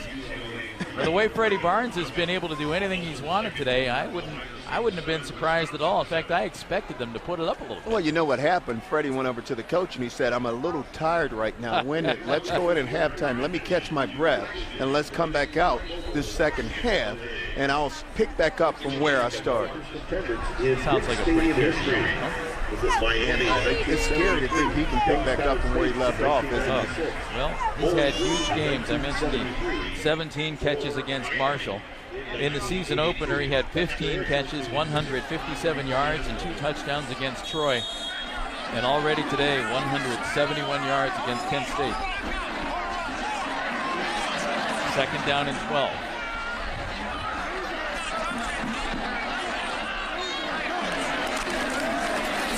Handoff goes to Chris Bullock. Little running room up the middle. Kevin Hogan brings him down, but he gets out to the 31-yard line. Clock running. Under 20 seconds to play here in the first half, and that should be the final play of the first half. It seemed like that was a huge hole. Bullock a little slow hitting that hole. Looked like he was hopping a little bit instead of popping through that hole. But again, only a few seconds left before the half. Interesting first half here at Dick Stadium. Kent State had 2 big plays. They had the end around that went 86 yards for a touchdown. They returned a blocked field goal, 82 yards for a touchdown. But Bowling Green came back with a bunch of nice drives. They put up 17 points, and they have a 3-point lead at halftime. Plug me upstairs. Use your sticks. All right, Kent fans, we're here with the Sonic. Kent State with a little work to do, both offensively and defensively. A 3-point Bowling Green lead at halftime. It's 17-14 here at homecoming at Dick Stadium. Jeff Phelps along with Hanford Dixon, and Hanford, big plays right away in this game. Got Kent State off to a great start, and at that point you thought the momentum that they build up from these big plays might carry them for a long time. Sam Kirkland on the little reverse goes 86 yards on the first play from scrimmage for Kent State. Well, yeah, they came out and they hit the scoreboard really early, and you're going to see them right here with the block field goal attempt right there, and then you're going to see my man Rainey come out of there, and he's going to hump it and take it. He's going to run out of breath a little bit, but he's going to make it all the way in the end zone for an early 14-0 lead. So at that point, after 14-0, Bowling Green really started to put some drives together, Hanford. That was a nice drive, 12 plays, 70 yards, and then some big plays to Freddie Barnes. Well, yeah, he started off going to Hodges. Hodges caught the first touchdown, and again, that combination, that target, we all know that's been there, Barnes and Sheehan. And what happened was this guy has just had a phenomenal game the first half, and they come back and they tie it up, and then they do a field goal to lead this ball game right now. After Jerry Phillips had the field goal blocked, Bowling Green went to Matt Norsek. He hit a 21-yarder, and that made it 17-14 at halftime. Kent State only 4 first downs, Hanford, 3 of them coming on one drive, so some work to do for Kent State here in the third quarter. 14 points for Kent State in the first quarter, 17 points for Bowling Green in the second quarter. That makes it a 3-point lead at halftime. 17-14, Falcons on top of the Golden Flashes. Marathon presents the MAC Football Game of the Week. Bowling Green, Kent State, as the Falcons trying to make it a 5-game winning streak here at Dick Stadium. Jerry Phillips kicks off to start the second half. Anthony Bowman for Kent State. Across the 20, Whoa! Across the 35. Bowman cuts it back and gets it across the 45-yard line. Nice return by Anthony Bowman, averaging 24.4 yards a return. He broke one this year for 92. A good one, that one, on that time, Hanford. Well, a young man that's not afraid to push it up in there. Look at Anthony Bowman right here. He takes his football, sees a hole on the right side, and he hits it. One guy to beat, and that's not happening. But still, good field position for Kent State coming out the second half. Spencer Keith in the first half, looking like a freshman quarterback for the most part. That pass tipped down at the line of scrimmage. Jarrett Sanderson, who was the leading tackler for Bowling Green in the first half with 6, into the backfield, knocked that pass up in the air, and dangerous, Hanford, once that ball goes into the air like that. Yeah, and you shouldn't see Spencer Keith get a lot of balls knocked down because he's a big, tall guy. When I say tall, 6'2". So he can see over those defensive linemen. In the first half, 5 of 10, 35 yards for Spencer Keith. On second down and 10. Handoff. And it's a good one by Jaquise Terry, the sophomore from Phoenix City, Alabama, with a big run. Keith Morgan brought him down, but Kent State picks up a first down as Terry trying to get his third straight 100-yard game. Well, yeah, Jaquise, again, an excellent opportunity for him to play, and he's making the most of it, especially on this carry right here. Pick up a big gain. Terry one more time. Wrapped up, brought down in a hurry by Angelo Magnone. Our marathon first half stats: rushing, dominated by Kent State because they had 86 yards on one play. But passing, dominated by Bowling Green because they had a lot of plays, Hanford. Really efficient through the air in the first half. Not even close, 252 to 35. Terry with 7 carries, 45 yards. Adding to that a little bit, on second down and 8, he picks up close to 5. Roger Williams on the stop for Bowling Green. Well, Jeff, that one's going to come back, but I thought it was interesting. You're talking about holding offense, number 55, 10-yard penalty, replay second down. That's on Chris Anzavino, the sophomore center. Well, you're talking about Jaquise, and you said Phoenix City, Alabama, and that ball. Alabama. I was getting a little cheers going through me because of me being from Mobile, Alabama. And how close is Phoenix City? I know it. Well, it's a little ways, but still, I know exactly where it is. And when you said Alabama, I just perked up there a little bit. I thought it was the submarine sandwich that you have sitting here that was going to perk there up you later. go. There you go. Jaquise, a running back in high school, over 1,600 yards in his senior year, and he took a hit on that one. Well, Jarrett Sanderson lays him out. Well, I guarantee you he's going to come right back and he's going to look at Spencer Keefe and say, man, you can't do that to me. When it's like that, you got to throw it away because he almost got him. Ooh, look at that big hit right there. Jaquise, as a sophomore, was playing some wide receiver, but the thought was always that he would go back to running back. But with Eugene Jarvis, they wanted to get him on the field. Eugene out for the season with a lacerated kidney, and Terry is out there as Keith puts that one on the money. Nicely thrown to Jamison Cons. Well, that was a good throw by him. Unfortunately, he's going to come up short right now of the first down. So it's going to be fourth down and probably a long one, if there's such a thing as a long one. And Kent State planning to go for it. Jamison Cons. Nice game last week against Baylor. 4 catches, 53 yards on 4th and 1 with 2 tight ends in. Keith keeps it himself, tries to spin for the first down. Jarrett Sanderson right there for Bowling Green. And it looks like the spot's going to give Kent State a first down, Hanford Dixon. Well, yes, I think that last effort by Keith got him the first down because they had him stopped, but he is so big and he's also a physical quarterback. You're going to see him. He's aware of where he is, and he's going to make that final push just to put him over to get the first down. Keith's first start this year came against Iowa State. He was good. 21 of 32, 255 yards, 2 touchdowns. Looks right, looks left, and gets surrounded by white and orange. Well, just good work by a number of Bowling Green Falcons on that one. Great pressure. Well, again, the pocket just collapsed on him just then. I mean, what happened was that's when Alvarado and company just coming right in there, never stop. And again, a number that we have been calling pretty regular tonight, the strong side linebacker, Jarrett Sanders, who's having an outstanding game. Second down, 16. Keith steps up to the rush, has an open receiver, Phil Garner. Brings it in, down close, ball is spotted at the 6-yard line, and a great job by Phil Garner to hang on as Keith Morgan was right there and applied quite a hit, but Phil Garner bringing that one in down close. Well, yeah, what you're going to do is you're going to see he is under all kind of pressure right there. That is a great throw and an even better catch right there. Watch this catch. Looked like one hand coming off the football, but a great execution to pick up the first one. First and goal from the 6. Terry heading left and brought down. Good job by the Bowling Green defense to string that one out a little bit. Cody Basler, the middle linebacker, leading tackler on this Bowling Green team on the season, brings him down. Man, you're going to see it, just a little draw play right there, coming right up the middle. For a minute there, I thought he grabbed him by the hip here, but he didn't.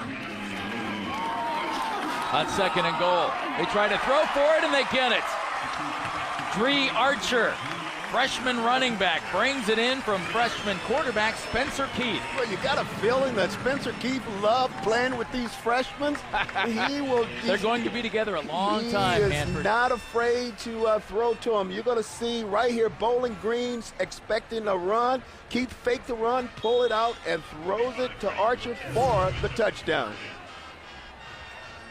Freddie Cortez in for the extra point as Kent State takes the lead on homecoming day. Cortez puts it up, puts it in. 10 minutes, 58 seconds to play here in the third quarter. Kent State has regained the lead. 21-17 as freshman Spencer Keith goes to freshman Dree Archer. Touchdown, Kent State.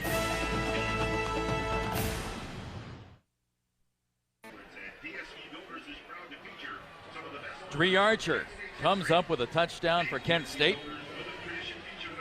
And the Flashes take the lead at 21-17. Dree Archer with his second receiving touchdown on the season. Freshman from Laurel, Florida, does the job for Kent State, and now freshman Freddie Cortez from Fort Meade, Florida, boots it away for Kent State. Roger Williams at the 20, a little reverse. No, they fake it. Roger Williams cuts it back, and Kent State really didn't bite. Jeff, that was a drive that Kent State really, really needed. It came at a great time for them. Now let's see if their defense can just muster up something, get some energy back, and go back and start playing that defense as they've started. I think what they've had the most success tonight playing what we call that cover 2 or cover 7 again, where they have the corners up top, and then they got the safeties playing the hash over top of them to protect them. Tyler Sheehan, good first half of quarterback for Tyler. 20 of 27, 252 yards and 2 touchdowns. He'll have 50 passes before this one's all over and done with. Freddie Barnes gets his 12th reception on the day.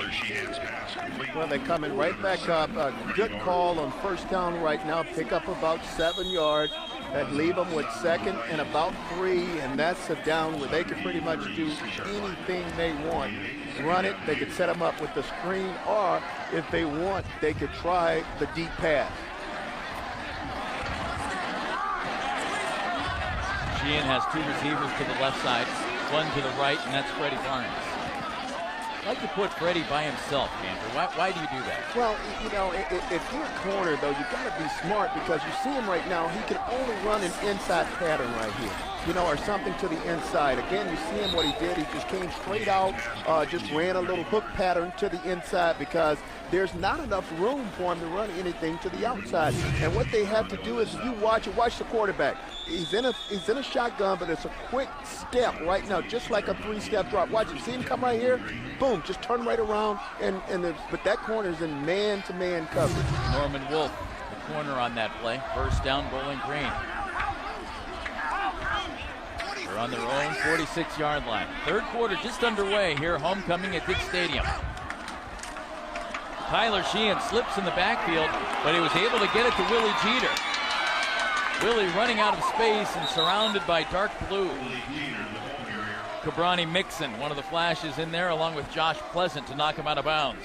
Well, and what you're going to see, this almost turned out to be a big play. You're going to see him. He just trips right there over his center, but still able to get that ball off to Jeter, and Jeter's going to cut it. Now watch the block. He missed the block, but Tyler came up with a great block, and then Josh Pleasant, number 2 on defense, came up and just put an awesome hit. Jeter stayed in bounds on that one. Clock running, under 9:10 to play here in the third quarter. Sheehan looking down the middle for his big tight end, and he can't hit him. Jimmy Scheidler, the intended receiver. Well, Lane Hart back there on coverage along with Norman Wolf. Well, you got to give a lot of credit to Wolf. I mean, Wolf really made that play because he was smart enough to understand and know to make that tough, really tough for Tyler Sheehan.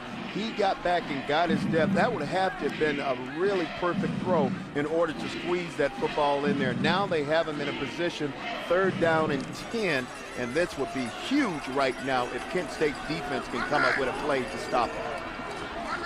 Sheehan averaging 291 yards a game through the air. 2nd in the MAC, 9th in the nation. Trying to top that total right here. And the ball kicked around. Dan Hartman almost intercepted. Intended for Freddie Barnes, incomplete. And it'll bring up 4th down, Bowling Green. Well, I think what happened then, Sheehan, he's a smart quarterback because even if, he just took a shot and he threw that ball up there so his guy, Freddie Barnes, could possibly come up with it. But you see 3 defenders around him. But here's the thing. Even if Hartman would have come up with that football, it would have been just as good as a punt. So smart decision right there by Sheehan. Iavanelli boots it away. Leneric Muldrow calls for a fair catch at the 17-yard line. So with 8:48 to play in the 3rd quarter, Kent State gets the football. Flashes with their best offensive possession of this game on their first possession in the 2nd half. We'll see what they do when we come back.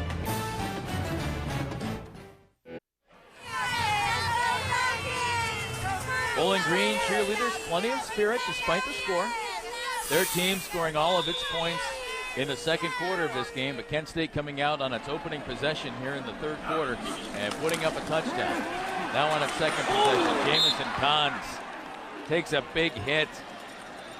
Roger Williams applied it for Bowling Green. Excuse me, that was Adrian Spencer nailing Jamison Kahns as Spencer Keith threw that pattern out there, Hanford, that can be a nightmare for a receiver. Oh, that is a dangerous play. Again, just you could just see it. I mean, what happened? Spencer Keith has just got his guy wide open right there, and he is just so vulnerable in that position. Spencer Keith, 3 of 5, 41 yards and a touchdown on that first drive here in the 3rd quarter. That's Dree Archer, the young man who caught the touchdown pass, getting his first carry of this game. Kent State looking good on offense on that first drive in this 3rd quarter, Hanford. Yes, they are. You can see him right here. They're with the big run, and there he's not afraid to throw the football, and he's coming right there in the end, the big touchdown pass coming up, and then there is my man finally getting the game, talking about Archer catching the touchdown pass. 3rd down and 5 for the Golden Flashes. Keith, big rush. Oh, and he's hit and brought down. Angelo Magnone picks him up, sticks him into the turf here at Dick's Stadium. Angelo, the junior from Steubenville, the Division III Defensive Player of the Year in high school for the Big Red. Well, again, Keith, nowhere to go. That's just a coverage sack. I mean, look at this hit. I mean, it's just a brutal hit. They're saying, hey, young man, welcome to the MAC. And just he's lucky to hang on to that football. Kevin Alvarado, redshirt sophomore from East Chicago, is down for Bowling Green. That's a big defensive play by his mate on that defensive line, Angelo Magnone. Watch the left side of the screen here, Hanford. Oh, he was just hopefully just the wind is knocked out of him. Yeah, he's up and he's going to be okay. Yeah, I think that's just what happened. Just the wind was knocked out of him. He said, man, you're not supposed to hit me. You're supposed to hit the enemy. That looked like a collision with his teammate, Cody Basler. Look at him smiling there. Oh, now he has even more respect for his teammate. So Kent State stopped quickly on their 2nd possession here in the 2nd half, and Matt Reinhardt didn't punt the ball away. He's inside the 5-yard line.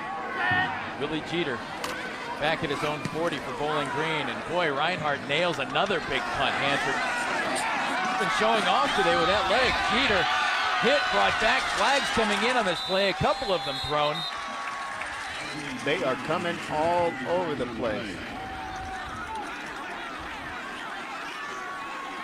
Byron Tyson involved in the action at the other end there. During the return, illegal block in the back, receiving team, number 51. 10-yard penalty from the end of the run. First down.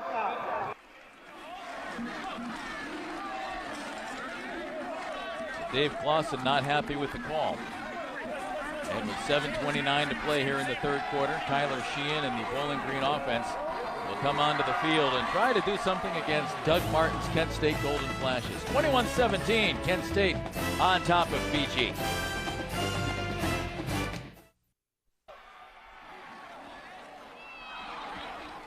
Tyler Sheehan and the Bowling Green offense taking over at the 16-yard line, down by 4. All 17 Bowling Green points coming in the second quarter of this game. Jeter shifts in the backfield. 2 receivers right here for Tyler Sheehan. Jeter gets out across the 20-yard line. That'll be a gain of about 5. Mixon, Pleasant on the tackle for Kent State, but a flag in the backfield. That one's coming back. That's holding. Jeff, for whatever reason, and it started... Holding. Offense. Number 89. Half the distance to the goal. Replay first down. Scott McElwee, our referee today, giving us the call. Jeff, for whatever reason, I mean, it started in the first half. Bowling Green has just been... They started the first half a slow start. They really did, didn't they? And they're doing the same thing in this second half. I mean, offensive coordinator Warren Ruggiero cannot be happy with this start from his offense. They were very sluggish in the first quarter and then just cranked up in the second quarter. They looked terrific in the second quarter, but you're absolutely right, Hanford. Same thing here as they're looking at 1st and 17 after the penalty. Sheehan from the goal line throws, and that pass is incomplete. That was intended for Chris Bullock. Well, that play was dead from the start. I mean, it didn't fool anybody. You're going to see Bullock, first of all, coming through the line of scrimmage, just didn't fool anyone, and it was just a little screen pass. It was going to be a screen pass to him, but Kent State's defense right now has a really starting to lay the hammer down. Bowling Green beating Kent State last year at BG. 45-30 was the final score in that one. Different story here today. Close game at Dick Stadium as Sheehan just throws this one away. Kent State, good coverage. Pretty decent pressure as well. Kevin Hogan chasing Sheehan out of the pocket on that one, Hanford. Yeah, well, they've gone back to the defense where they're keeping everything in front of them. They're not going to put those corners right now on an island. You're going to see it right here. Sheehan is nowhere for him to throw the football, and he's moving to his left, trying to buy some time, and finally he decides to do the right thing and just throw it away.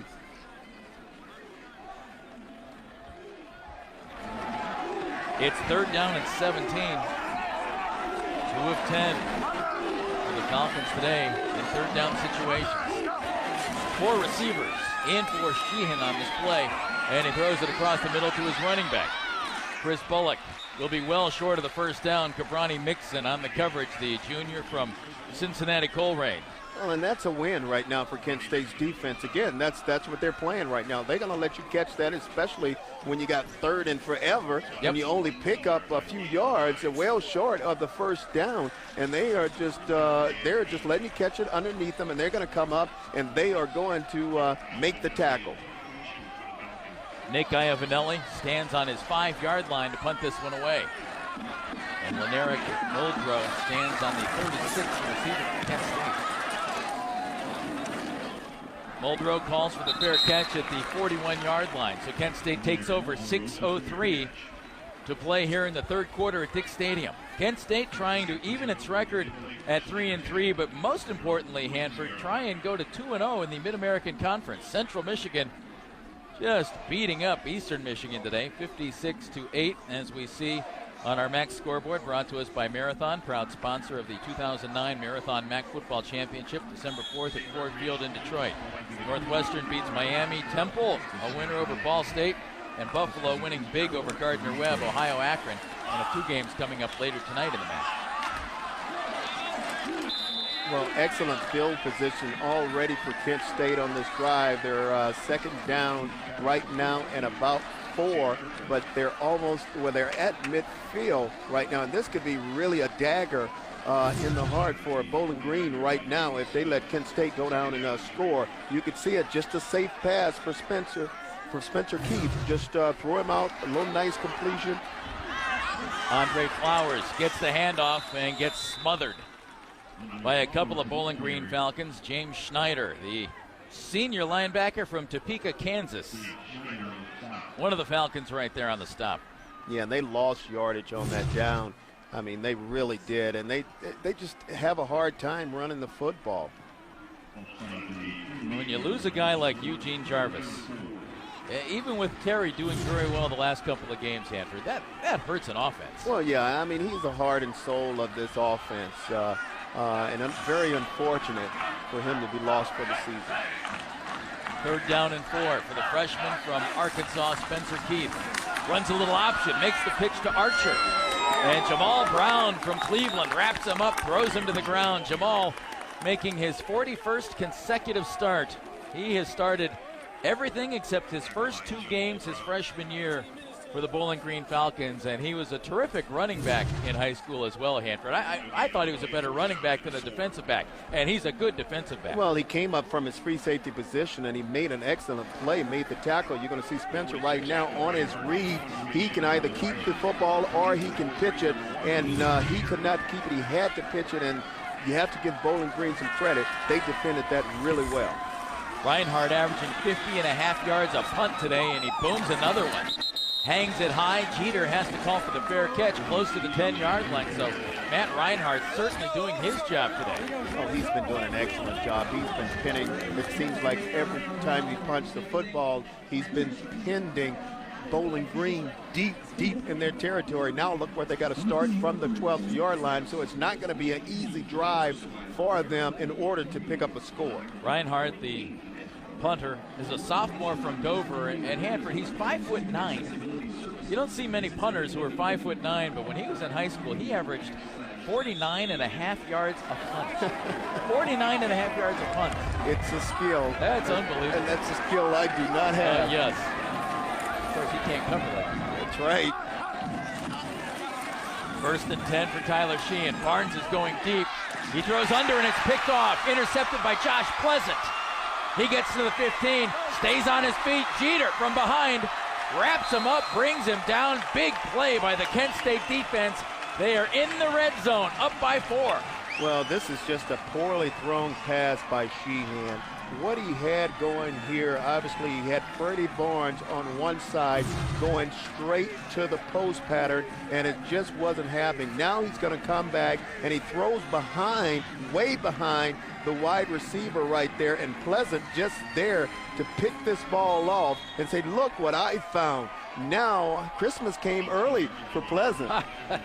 You know, you don't see Tyler Sheehan throw that poor of a pass very often, but that was not a good one, and he knew it. Just the 4th interception of the season thrown by Tyler Sheehan. Terry up the middle, touchdown Kent State.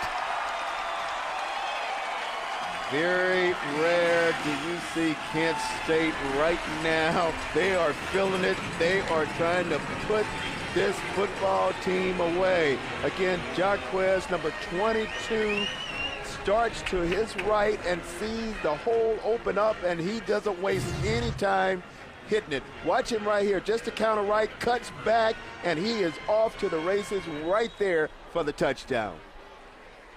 Jaquez Terry, his 2nd rushing touchdown of the season. And Freddie Cortez to try the extra point. Little movement along the lines, but no flags thrown on that play. Extra point up and good.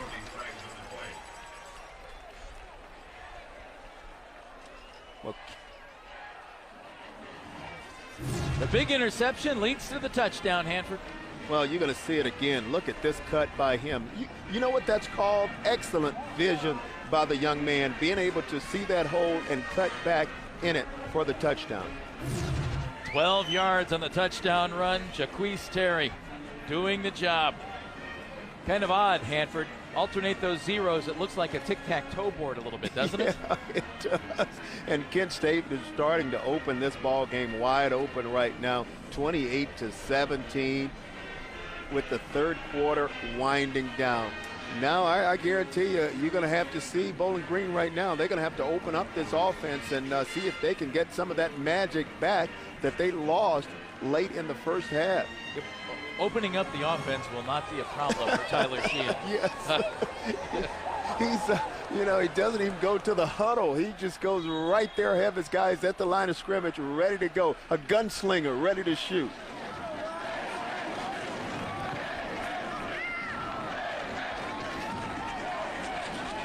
Freddie Cortez ready to boom this ball away.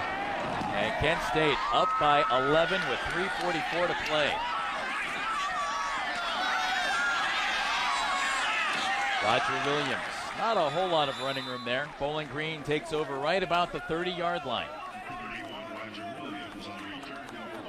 Well, Kent State has come out and done a nice job both offensively and defensively here, Hanford, in this third quarter. Well, they really has. I mean, they've taken control of this football game, but they should. I mean, anytime you have a team coming, I don't care who the team is, you're playing in your own backyard, you're at home, you're with your own fans, and you got to protect your turf, and they have not disappointed so far here running late in the third quarter. Do you really feel the home field is that big of an advantage, Hanford? Absolutely, I do. I just think it's huge, and it depends on the players to keep it that way.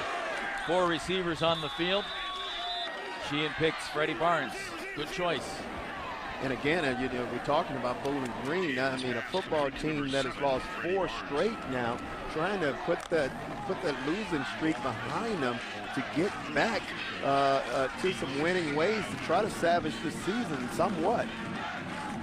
2nd down and 4 after a gain of 6 on first down by Freddie Barnes. 3 receivers to the right side. The handoff goes to Chris Bullock. He cuts it back left and gets out to about the 45-yard line. Nice pickup by Chris Bullock and a first down for Bowling Green. And I guarantee you, if you're on that sideline, if you're Bowling Green's defense, they were looking at that 2nd and about 6 or 4, and they're saying, please pick up the first down because we are a little winded. Not only do we want you to score, we want you to pick up this first down. It wasn't hard by Bullock, just good, hard, tough running right there. Bullock is a freshman. Gained 769 yards, averaged 4.8 yards a carry, but that's his highest rushing total on a season. He gets it again as a sophomore, ran for 281 yards, 384 last year. And coming into this game, averaging just 2.4 yards a carry. And what we're starting to see right now, at least from this possession, a little bit of a power surge coming from Bowling Green. They're saying, okay, we're going to show you now that we can run the football. Oh, they're just trying to set them up for the big play, aren't they? Is that what it is? Oh, get ready for it. You know it's coming. It has to be at some point. It's what they do. Jimmy Scheidler, the tight end, makes the catch. Norman Wolf on the coverage there for Kent State. Jimmy Scheidler's dad played tight end at Ball State in the early 70s, 1972 to 75. Well, in that first half, again, we talked about it, how we said they were just out of sync, or they seemed like they were out of sync. Just seemed like they're that way right now. After just... How does that happen, though? It's mind-boggling because we saw the flashes of greatness. No pun intended. Right. They're playing the flash. Right. On 3rd and 6, there's a first down. Justice Jones makes the catch, and he gets the ball down to the 34-yard line. Cabrani Mixon. Danny Sadler on the coverage for Kent State. And what happened just then, they worked as a unit. Watch, you're going to see that offensive line. They're going to give him time to throw the football. And again, he just goes right in there and just, Jones just sits down right in the hole, and he's making sure that he catch that football. Bowling Green in the eye. Bullock the up back, Jeter the deep back. Ball's on the 35-yard line. Under a minute to play here in the third quarter as Bullock goes right up the middle, cuts it left where Brian Lanehart wraps him up for Kent State. He is a load, too, because it seems like he's carrying probably 2 or 3 guys with him to pick up that tough 3 yards. That was not an easy 3 yards that Bullock just picked up. He's a big kid, 5'11", 220 pounds from Destrehan, Louisiana. Cajun country. There you go. Kids from around the country love coming to play for the Mid-American Conference schools in these offenses because they love to move the football. Freddie Barnes short of the first down on 2nd and 7. Well, that's his 13th catch, if I'm not mistaken, today. Freddie Barnes come up short on this one, but again, made it a very manageable 3rd down, 3rd and about 2, and they're going to think about this one a little bit. Time runs out in the 3rd quarter. Bowling Green on the move. They are down by 11. Falcons need to do a little catching up. We certainly know Tyler Sheehan and the guys are capable of doing that. 28-17, 4th quarter, coming right up from Dick Stadium. It'll be a good one.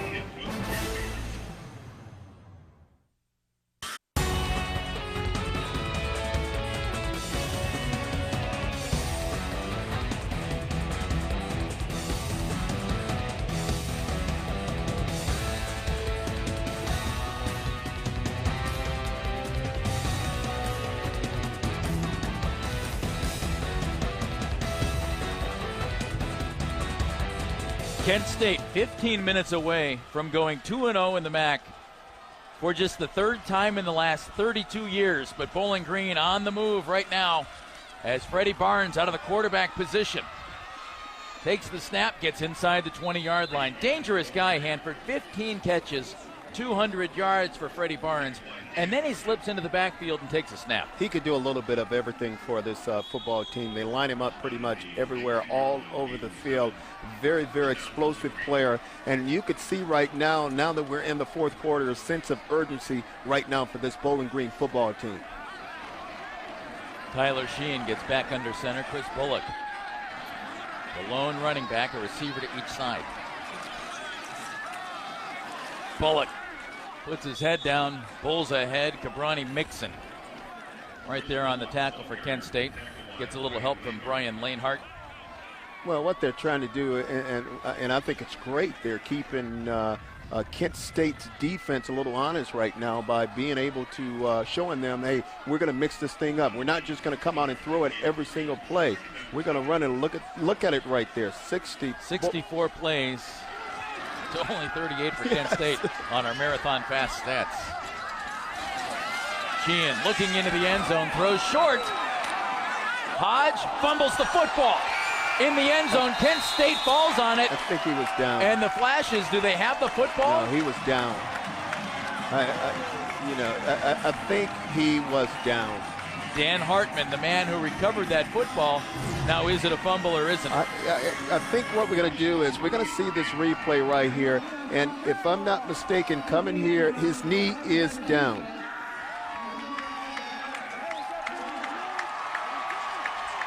Hanford, I agree with you. He's down. Watch Lanehart right there. And he still got the football.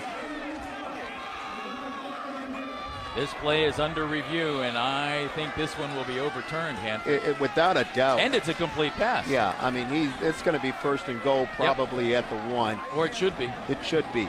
I mean, he was definitely down when they ripped the football out. Dan Hartman doing a nice job falling on that ball in the end zone. Kent State fans looking at us saying, was he down? Well, unfortunately, we had to tell them yes. And we hate to tell him he was down on that play. But, again, Kent State going after the football, trying to come up with the big play, trying to come up with the turnover because Bowling Green, as we said, there's a sense of urgency right now on this football team, and they know they have to score, and they have to score right now, give their defense a chance. Let's take a look at it again. There he is coming right there. There's the tackle. You can clearly see that the knee is down. He still have possession of the football when they rip it out. Good aggressive play, though, by Lanehart, without question. Well, talking about Brian Lanehart, talking about a leader on this team, 2nd team All-MAC. He's just one of their leaders on defense. He's also leading this football team in interceptions right now with 4. You know, the funny thing about Brian Lanehart, he received 1 Division I scholarship offer. Really? Came from Kent State University. He took it, turned into a 2nd team All-MAC safety last year as a sophomore. Let's listen in. After further review, the runner's knee contacted the ground prior to the ball being fumbled. Bowling Green will take over 1st and goal at the 2-yard line. They got it right. Yes, they did. That's the beauty of the replay, Hanford. Yeah, they got it right. They got it right. he was down. No matter who you're rooting for in a football game, you like to see it done the right way. Absolutely. And that's the right call. Especially when these young men, they're out there and they're fighting, and you know, they're just leaving it all right there on the field. Double tight ends coming out onto the field for Bowling Green. It's first down and goal from the 3-yard line. Tyler Sheehan, big guy, good feet. He can run the football. Well, what you're going to see here is just some power football, strength against strength. You got Bowling Green is looking Kent State in the face and saying, hey, this is what we're going to do. Now they throw a little wrinkle into the offense. How about that? Right side is wide open here. Sheehan throws left, and Freddie Barnes gets it into the end zone, touchdown. Oh, what a great play. Huh? Oh, that was an interesting play. I like the call. What they did was they came in there and they made Kent State think that they were going to try to just power this football in the end zone, and at the last minute, they spreaded them out, and then Barnes with the screen pass, and he just takes it right into the end zone for the touchdown. If I'm not mistaken, how many catches is that for him, Jeff? I think that's 16. They're going for 2. Sheehan rolling to his right. Barnes is in the corner, but he's run out of space. Sheehan throws to the back of the end zone, incomplete. Kent State, good coverage. Adrian Hodge, the intended receiver, and Hodge is not able to bring that in. Well, that was definitely the right decision, because if they'd have got that, you're talking about a one-score game that with the field goal they could have tied it up. Now they need a touchdown in order to win this football game. But I have no problem with that. Now you're looking again at the touchdown play to Barnes, and he is just a physical guy. It's pretty solid. 6 foot, 206 pounds. He's from Chicago Heights, Illinois, and he has been a player. Well, you know who he's going after. Do you know a young man named Robert Redd? I do know Robert Redd. So do you. Yes. If he catches one more pass, if Freddie catches one more pass, he passes Robert Redd, the former Arena League football star, as the all-time leading receptions man in Bowling Green history. Redd has 211 career receptions, as does Freddie Barnes.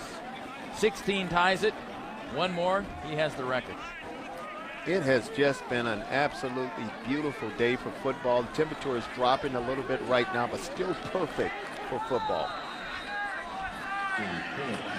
Freddie Barnes today, unbelievable numbers. 16 catches, 202 yards, and 2 touchdowns. Jerry Phillips bangs it to the right side. Bowman for Kent State. Gets it across the 30-yard line. Right at the 30-yard line. And Kent State takes over, up by 5, 13:32 to play. And if Bowling Green kicks off again, I want to just take a look at number 47, Dwayne Woods. You talk about a young man that's a wedge buster.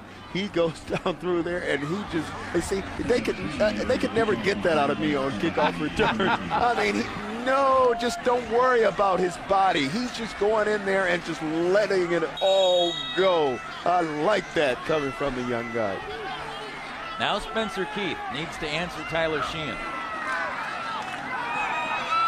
He cranks it up, throws downfield, he has a receiver, and he's open. Kendrick Presley down the sideline and into the end zone. Oh no, he is ruled out of bounds at the 12-yard line. Oh, what a play. Caught Bowling Green sleeping. What a play from Spencer Keith to Kendrick Presley. Let's watch this. He's coming right here, fake the run, then just comes right back and just throws the football down the field. And he almost went in for a touchdown, but they called him out. That had to be a blown coverage. It's a nice throw right there by Spencer Keith Hanford. He is too wide open. You got Keith Morgan right there, the strong safety who's chasing him. 58 yards on the play. Now running room for Spencer Keith. Cuts it back. Gets down to the 21-yard line. Or, excuse me, knocked out by number 21. Adrian Spencer gets down to the 7-yard line. By Adrian Spencer. And this is a run, I think, all the way right here for Spencer Keith, and he just takes this thing and gets all that he can get. But again, most important, you got Kent State is threatening again here in the fourth quarter. 2nd down and 5. Hit brought down is Jacquees Terry. Jacquees Terry, the ball carrier. James Schneider makes the tackle for Bowling Green. Well, I think the later this game goes, Jacquees is really getting in the groove right here as far as running the football. You talked about it, a guy with back-to-back 100-yard games, and he is starting to look pretty good at that running back position. 10 carries, 64 yards for Jacquees Terry. He has a touchdown, and it's a 3rd down and 1. He's the man in the backfield behind freshman Spencer Keith. Little option play. Pitch late. Carey into the end zone. Touchdown, Kent State. And just like that, Spencer Keith and the Flashes answered Tyler Sheehan and the Falcons. Let me tell you something. The young man, Spencer Keith, you have to give him a lot of credit on that play. He ran that option just then to perfection. You're going to see him here coming down the line. He's going to wait absolutely the last minute right there before he pitches the football to give Jacquees time to catch the football and get into the end zone. Perfect play ran by Spencer Keith. Kent State adds another one. 35-23. So just like that, Flashes go back up by double digits. 12:08 to play. Trying to end a 4-game losing streak to Bowling Green here at Dick Stadium. And looking good right now thanks to Jacquees Terry and the offense.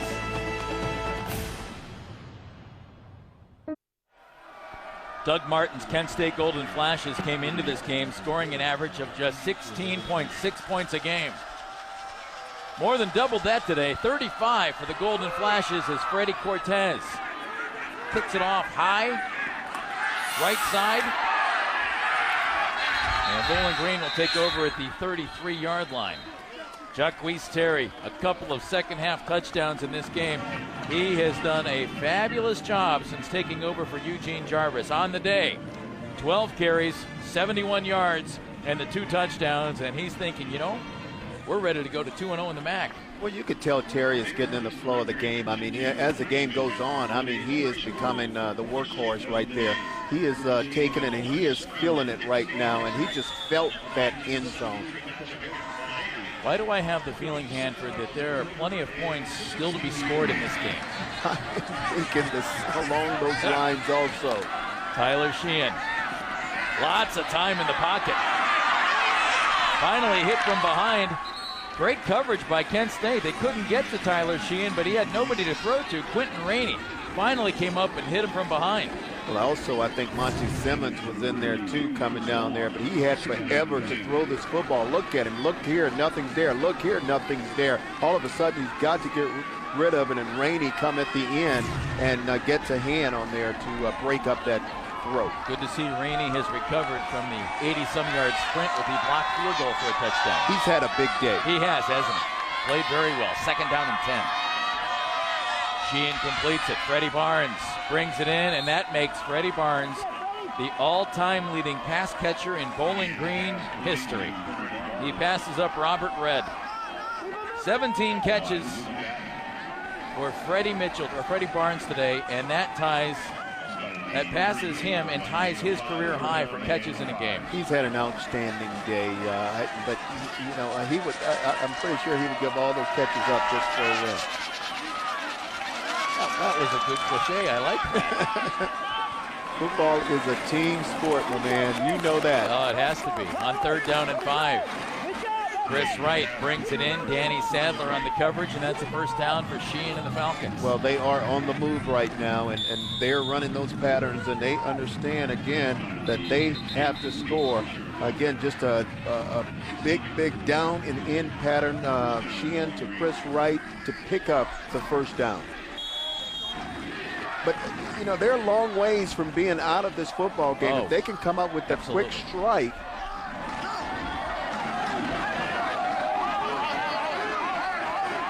Tyler Sheehan looks over the sideline. Aaron Pankratz, the backup quarterback. One of the men flashing in signals to him.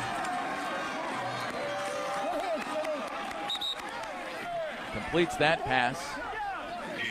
Brought in by Jimmy Scheidler as tight end, the senior from Indianapolis, Norman Wolf on the coverage. Well, what Jimmy did too, I like this. He showed the excellent hands that he has. I mean, just a good catch. Normally when you got a guy as big as him, he doesn't have those soft hands, but he showed it there. 2nd down and 5. 3 receivers to the right side.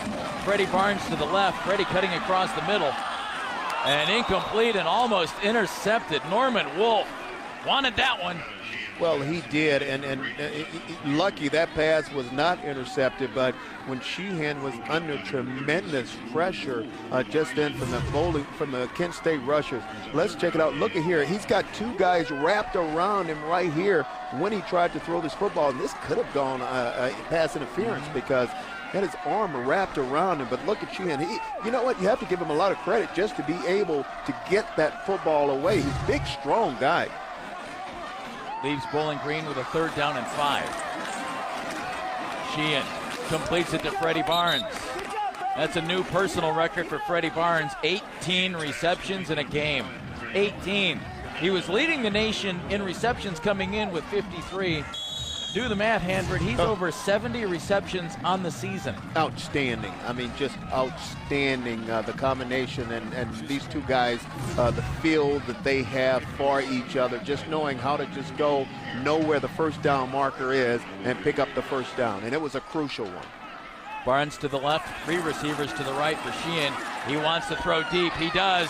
And almost brought in by Adrian Hodges. Well, that's a pass Hodges has got to catch. I mean, sure, he took a big hit, but you're going to get hit anyway. You might as well catch the football. Perfect throw by Sheehan. Let's see it. Hodges right now, he knows that he should have caught this ball. Hit him right in the chest. Boom. Should have caught that football. Yeah, but Hanford, even though you know that hit's coming, oh boy. 2nd down and 10. Little screen pass to Jeter, nicely set up by Bowling Green. Jeter, good run. Just put his head down and bowls his way down to the 15-yard line. Well, you know you got a chess match going on between the offensive coordinator for Kent State and the defensive coordinator for Kent State and the offensive coordinator for Bowling Green. And here, guess who won this one? Bowling Green. They caught Kent State in just what they wanted in a blitz, coming right up the middle, and there they go, hit Jeter with the screen, and we have something going here. Pick up another first down. From the 15-yard line. Sheehan has plenty of time, runs out of time. Kent State gets to him. Cabrani Mixon gets in for his second sack of the season. Well, you know, Sheehan's got to be smarter than this. I mean, you can't hold that football that long. And for a veteran like himself, he's got to understand and know that he has to get rid of that football. You can't take a sack in that situation this late in the ball game. Loss of 12, 2nd down, 22. Sheehan, heavy rush again, and he goes down again. Monte Simmons, Aaron Hall, right there for Kent State. Man, where did Aaron Hall come from? And like someone shot him out of a cannon coming in there at Sheehan. Sheehan, now this is not on you. This is on your offensive lineman. Run a little stunt right there. You see Hall coming back to the outside and pick up the sack. Nowhere for him to go, and Sheehan right now is going backwards rather than moving forward. Aaron Hall, senior from Gold Vein, Virginia, gets the sack. Sheehan, heavy rush again. Steps up, throws, completes it. That's Chris Wright along the sideline. And he gets down to the 15-yard line. Danny Sadler on the coverage, but they needed 29 for a first down, Hanford. They're not going to get it. Well, and that rush was all over him again, and this is going to be for an interesting decision right now. They're looking at 4th and about 9, and I don't think there is any doubt whether or not they're going to go for this on 4th down. Crank it up, right? 4th down. 10 to go for Bowling Green. They trail by 12. Just under 8 minutes to play, and they want to make sure that everything is all set up on this one as Tyler Sheehan comes to the sideline to talk to his head coach. Big play when we come back. It's Kent State by 12. 7:55 to play in the 4th quarter.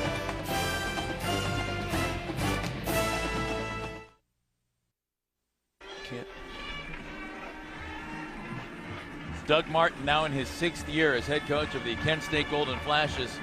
Kent State called that timeout, Hanford. Well, I think that was very smart for Kent State because what they wanted to do was, let's face it, their defense is sucking a little bit. They're a little tired.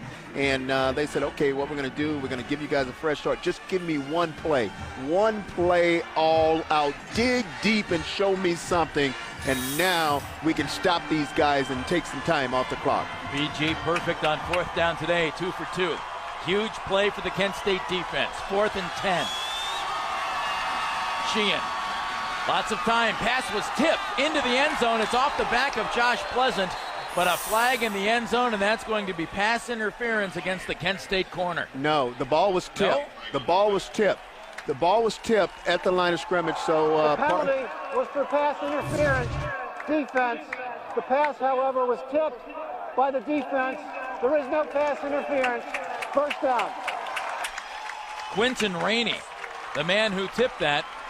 Pleasant would have been called for the pass interference, as the referee explained, but nice job by the defense. Kent State gets the football, Hanford, with 7:48 to play. And if you're going to see, the only reason why, if it wasn't tipped, Pleasant was going to be called for the pass interference was because he had his back. He was pretty much shielding the wide receiver, and he had his back and didn't turn around for the football. Spencer Keith, 10 of 18 today, 141 yards, a touchdown. And Reese Terry trying to get his 3rd straight 100-yard game. And Kent State will want to run the football right now and work some of that clock. Big plays today, something that Bowling Green thought they had to stop Hanford, and they didn't do it. Sam Kirkland had the 86-yard touchdown run on the first play from scrimmage for Kent State. Quinton Rainey, after a blocked field goal, returned it 81 yards. Josh Pleasant had an interception. Hendricks Presley had that big 58-yard reception that led to the last touchdown for Kent State. 2nd down, 6. 2 receivers to the right side for the freshman from Little Rock, Arkansas. Terry gets it out across the 20-yard line. Jared Sanderson there making the stop for Bowling Green. Gain of 1, maybe 2, and it brings up 3rd down and about 6. Well, Terry is definitely getting his opportunities right now in order to run this football because Kent State, again, is trying to take off as much time as they can off this clock and not give Sheehan and company many opportunities to win this football game. It's going to be interesting now to see. I still think, I don't know what they're going to do. It's going to... it got me confused up here now. It's 3rd down and 4. They'll probably run it. For Kent State. 3 receivers right, spread out on the offensive line. That leads to some pretty nice running lanes, and that's exactly what Spencer Keith takes advantage of. They ran it, but it was a safe run because you have to understand, you still got the young man back at quarterback talking about Spencer Keith, who is a freshman. He's going to come here and he's going to look fake like he's running the football, but look at that hole. Again, that hole is big enough that I can get through it right now. And really? Yes. May pull something, though, going through it. Absolutely. You'd need help getting off the field, yeah. But, a little hamstring. Hanford's standard line when somebody says, you look good, he always says, what? 10 plays. Just give me 10 plays. I could still play 10. From the 32-yard line on 1st and 10. Kent State trying to work that clock as Terry brought down by Brandon Jackson. 5 minutes, 37 seconds to play here at Dick Stadium. Kent State has lost 4 straight to Bowling Green on this field. They've lost 7 of 8 to the Falcons overall, but now up by 12 as they are running the football very, very well today. Yeah, you got, Bowling Green needs to do something. I mean, they need to come up with a stop right here because they cannot afford to let Kent State pick up another 1st down. This is crucial that they stop them on this series. 2nd down and 8. Jamal Brown, the corner, came up showing blitz on that, and absolutely nowhere to run. By Jamal Brown. Jamal gets in and makes the stop. Well, he's a guy that's been around a while now. Hasn't he, though? Bowling Green calls timeout with just under 5 minutes to play. There are guys around the conference, Hanford, who it seems as if they've been at school, playing football for 7 or 8 years, and Jamal Brown is one of them. Well, he is. This is his 41st consecutive start with this team. I mean, he's just been a cornerstone right there at that free safety position, and he came up with the big play there. They needed it too. Now you're looking at 3rd and about 8. And I think what they did with that 3rd and about 8, they kind of take Kent State out of that quarterback draw situation. Now they're going to force them, really, if they're serious about picking up a first down, they're probably going to have to throw it. Our play of the game is brought to you by First Energy, our energy working for you. First offensive play from scrimmage. Terry went left, gave it to Sam Kirkland going right, gets a block downfield, and goodbye, Sam. 86 yards on the touchdown run. Made it 7-0, Kent State on top. Another big play on the blocked field goal. Bowling Green coming back and scoring, taking the lead at halftime, but that play kind of set the tone that we were in for a lot of fun today here at Dick Stadium. Laquise Terry. Not a whole lot of running room on 3rd down and 8. Darius Smith changed Snyder on the stop for Bowling Green, and it brings up 4th down for Kent State. 4:51 on the clock, and Bowling Green takes another timeout. Well, if Bowling Green was going to have any chance, they had to hold them, and they did. Now they can, hopefully they can get something on this punt return, but that has not been happening today. We have really seen some bombs come in as far as the punts are concerned. Matt Reinhardt averaging 48.2 yards a punt today. How about that? The young man, and he's got a long of 64 yards. And he's had the hang time today, too, Hanford. These haven't been punts that dropped and took great bounces. He has put them up in the air, and these punts have been flying. And there's not a whole lot of wind here today, so it's not like Matt has been taking advantage of a big, strong wind. He has just been kicking it. Jeff, I thought possibly we may see Freddie Barnes back there because we know that they have used him to do some punt returns. Bad snap handled by Reinhardt, and that is Freddie Barnes. He was the up man on the return, and he gets it across midfield, so a poor time for a bad snap. Reinhardt gets off a short punt, and Bowling Green with terrific field position, 4:42 to play. Jeff, they are lucky that they got that punt off. They sure are. I mean, that could have been devastating. Let's take a look at this. Look at this. The snap is low, and Reinhardt barely got this off. Oh, if they would have blocked that, they would have been right in this thing. That was close. Now Sheehan from the 45-yard line. He has plenty of time, 4:42, 1 timeout remaining, and he goes to Freddie Barnes. Up the middle, and Freddie's still on his feet. Freddie Barnes could take this one into the end zone, and he does! Oh my goodness, this young man is having a phenomenal day.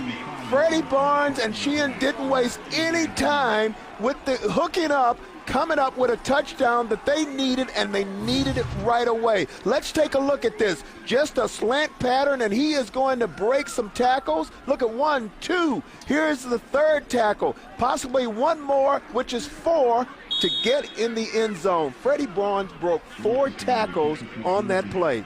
45 yards on the touchdown for Freddie Barnes.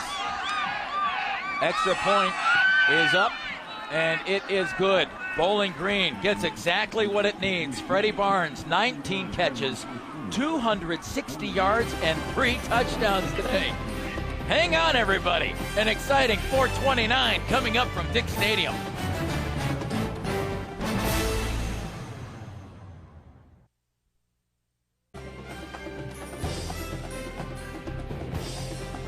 Today's game has been brought to you by Marathon, fueling the American spirit.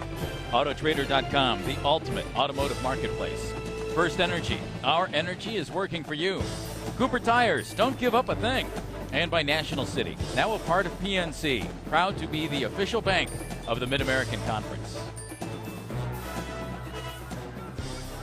Ever since I said Freddie Barnes has 19 catches for 260 yards and 3 touchdowns, my 3-time Pro Bowl cornerback partner has been twitching uncontrollably.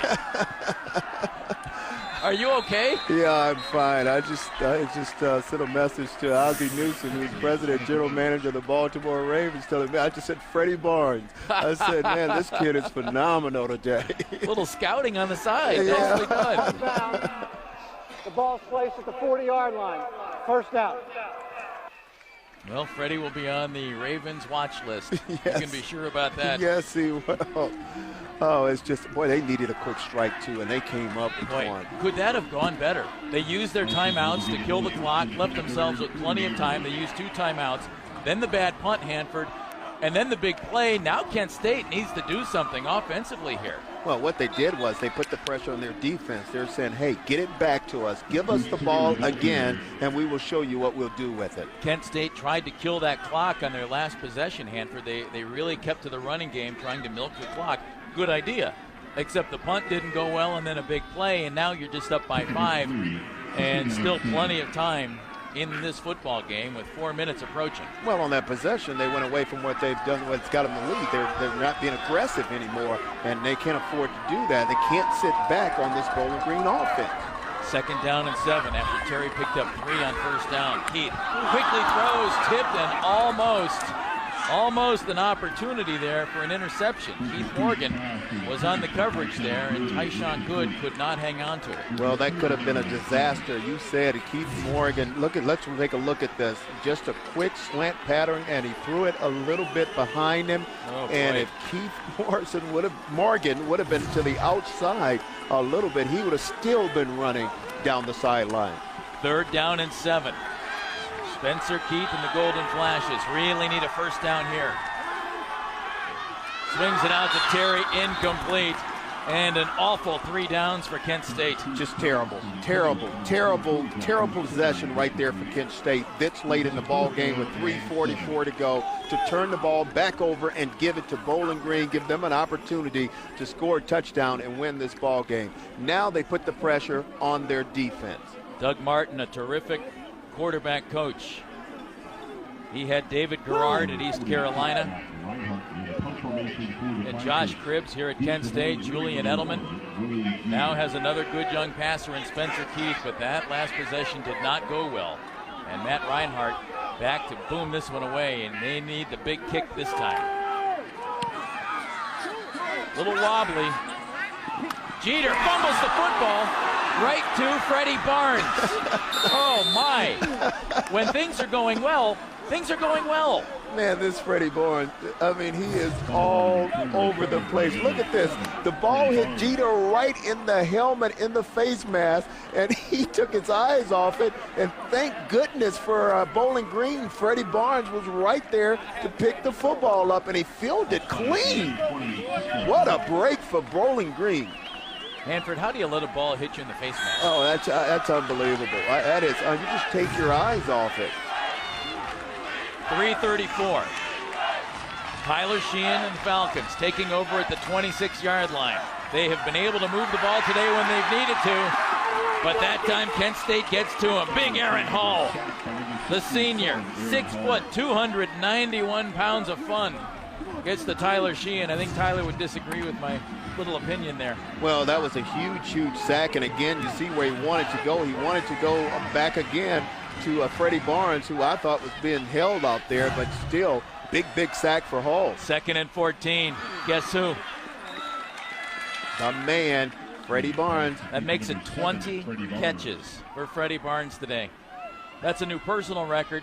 He has surpassed Robert Redd as the all-time leading receiver in Bowling Green history.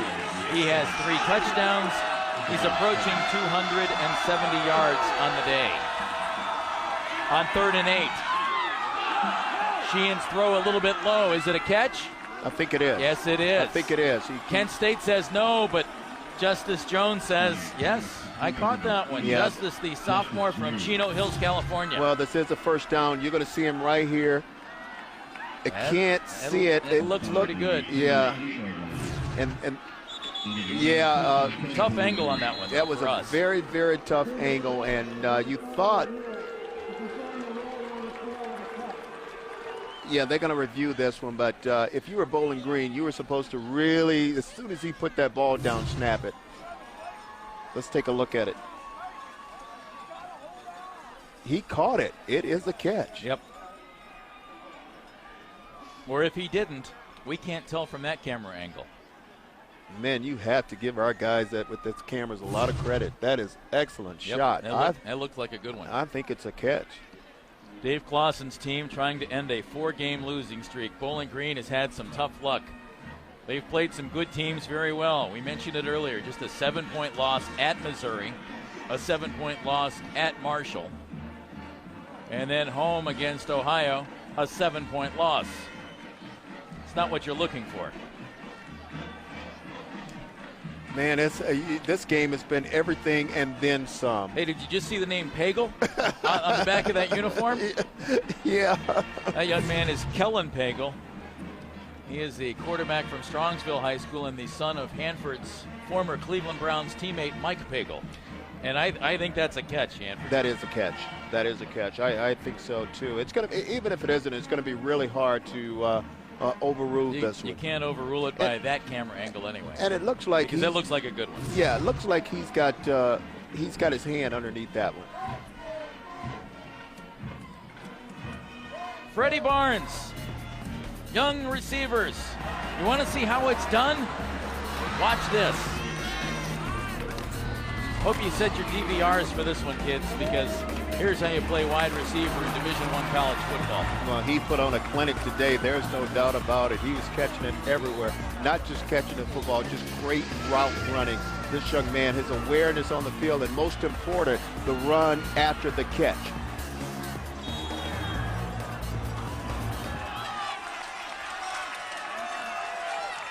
Rule to catch. 1st and 10, Bowling Green, under 2:30 to play. Sheehan dumps it across the middle. Wow! Helmet comes off.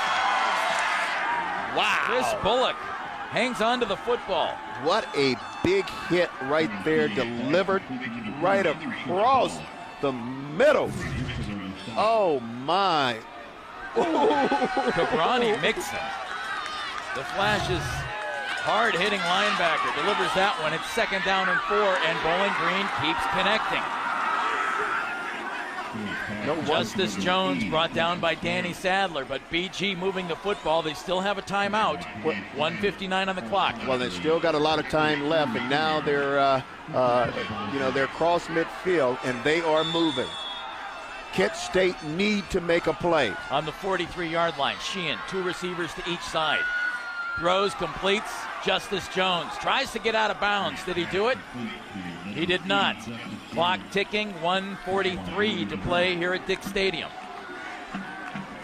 Boy, this is exciting, isn't it? You got. This is a great game. Yes, it is. Kent State fans are on their heels here. 2nd down and 1. Under 1.5 minutes to play as Sheehan rolls to his right and throws complete to Freddie Barnes. How do you let Freddie Barnes be that wide open out there, Hanford? Well, they're giving him a lot of cushion right now. They're giving him a lot of cushion. Yes, and he's smart enough to know to go right there and sit it down, to just take whatever they're giving him and get out of bounds. They've moved it to the 26-yard line. Tyler Sheehan has orchestrated some great comebacks as quarterback for Bowling Green, trying to do the same thing again. Across the middle, complete. And Hanford, I'm sorry, these 5, 6, 7-yard, 10-yard passes add up. Well, they do right now, and the problem is right now for Kent State, they're in a position where they could take a shot now in the end zone. Absolutely.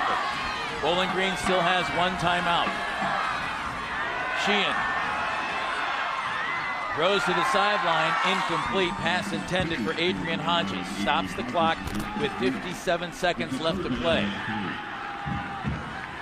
Well, you got Sheehan right now. Look at this, 42 attempts, with 59 attempts, 484 yards. That's got to be yes, it is a career high for him. 278 yards going to Freddie Barnes. What a combination. They're looking at a 3rd down and 3. 57 seconds to play here at Dick Stadium. BG down by 5. Sheehan across. Oh! Chris Wright cannot hang on. Josh Pleasant there on the coverage for Kent State. He had him. They had the coverage that they wanted, and Chris Wright, look at him. The young man is mad at himself. He put it right where he's supposed to, right in his hands. And the problem is he tried to catch it with his chest and not his hands, and tried to run without the football. And for that was probably more than a first down. Yeah, that was a touchdown. So here we go, 4th down and 3. 52 seconds left, 3 receivers left, one to the right for Tyler Sheehan. He throws, completes it. Hodges gets the first down, knocked out of bounds, clock stops, 45 seconds to play. Man, and everybody here at this stadium was up on their feet on the 4th down play, and Sheehan delivers another strike to Hodges. Let's take a look at it right here. A safe pass, no one around him, and Hodges get everything that he can get and get out of bounds to stop this clock. Just a crossing pattern right there by Hodges. 1st and goal from the 7. Falcons still have a timeout. Sheehan chased out of the pocket. Hit, brought down. Sheehan has to understand that you throw this football away and you stop the clock and you live for another day. You had the ball on about the 4-yard line, I think it was, and you can't take a sack in that situation. Kevin Hogan, Monte Simmons right there for Kent State. 18 seconds to play. Sheehan across the middle, incomplete. Pass a little high, intended for Justice Jones. 11 seconds to play, 3rd down. Well, I could tell you one guy who's not going to catch this, and you're talking about Freddie Barnes, because I think I saw 1, 2, 3 guys on him, and they are doubling up Freddie Barnes, and you can see they were doubling up right there Jones too, but the ball was a little high. Bowling Green still has a timeout. 35-30. Kent State by 5. 3rd down and 9. Sheehan, 3 receivers to the right side as he looks to the bench for a signal. Freddie Barnes by himself on the left. Sheehan, they have the timeout. Gets hit. Touchdown! And gets into the end zone. Touchdown, Tyler Sheehan from 9 yards out. And Bowling Green takes a 1-point lead with 5 seconds on the clock. And look at this Bowling Green bench. They are just beside themselves, and they should be. Look at the coaches giving the chest bump with the players. What a drive. That timeout, Hanford, still having that timeout, allowed Bowling Green to try something like that. And they call the draw play for Sheehan. Look at him. He's going to take this right here. It is a run all the way. He just picks his hold, and right there he's hit, and he's big enough where he just turns his back and keep his feet moving to get into the end zone. What a game we have had here at Diggs Stadium. Wow. This was a 28-17 Kent State lead going into the 4th quarter. And then Dave Clausen's team picked things up. Freddie Barnes with a 2-yard touchdown reception, 28-23. Kent State came right back, went up by 12. Jaquise Terry with a 3-yard touchdown run. It made it 35-23 with 12:08 to play. And then Freddie Barnes with a 45-yard touchdown catch on the first play after a bad punt. That made it 35-30 with 4:29 to play.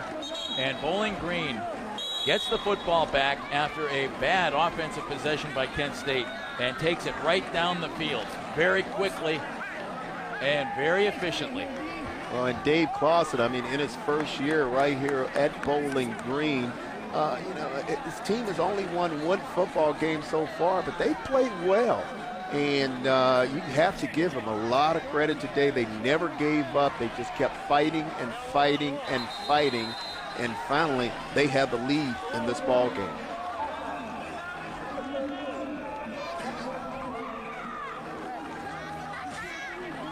Dave Clausen upset. Call goes against Bowling Green. They have a 1-point lead, 5 seconds left. They called a delay on Tyler Sheehan. quarterback gets blamed for everything, doesn't he? Well, they have all the glory.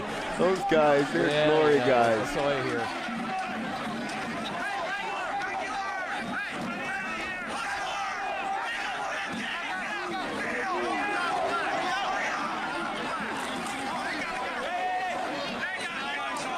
They don't bother. There's the flag. Well, you got a penalty coming up right here. Offense, that penalty is declined. The try's no good. Illegal formation. Well, Does it matter? Well, you had Hodges was supposed to be on the field, and all of a sudden at the end, you see him coming off the sideline, just sprinting, trying to get in a position. Our Cooper Tires defensive play of the game, brought to you by Cooper Tires. Don't give up a thing. Kent State had it. They blocked the field goal. Will Johnson laterals it. Quinton Rainey takes off. Picked up some blocking. 82 yards for the touchdown. That made it 14-0 Kent State. Oh, man, it's just been an exciting day, and I agree with that being the defensive player of the game. Look at Rainey. He's coming over there now after he catches his breath. He won a little high five. My man, you deserve it. Wait, this has been a fun one.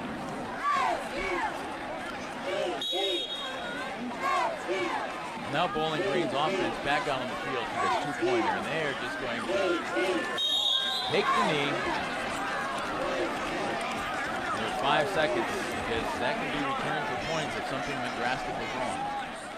5 seconds on the clock, and Bowling Green will have to kick off to Kent State. Boy, if this score holds up 36-35, it would be a devastating loss for Kent State. Kent State had a 14-point lead in the first quarter of this game.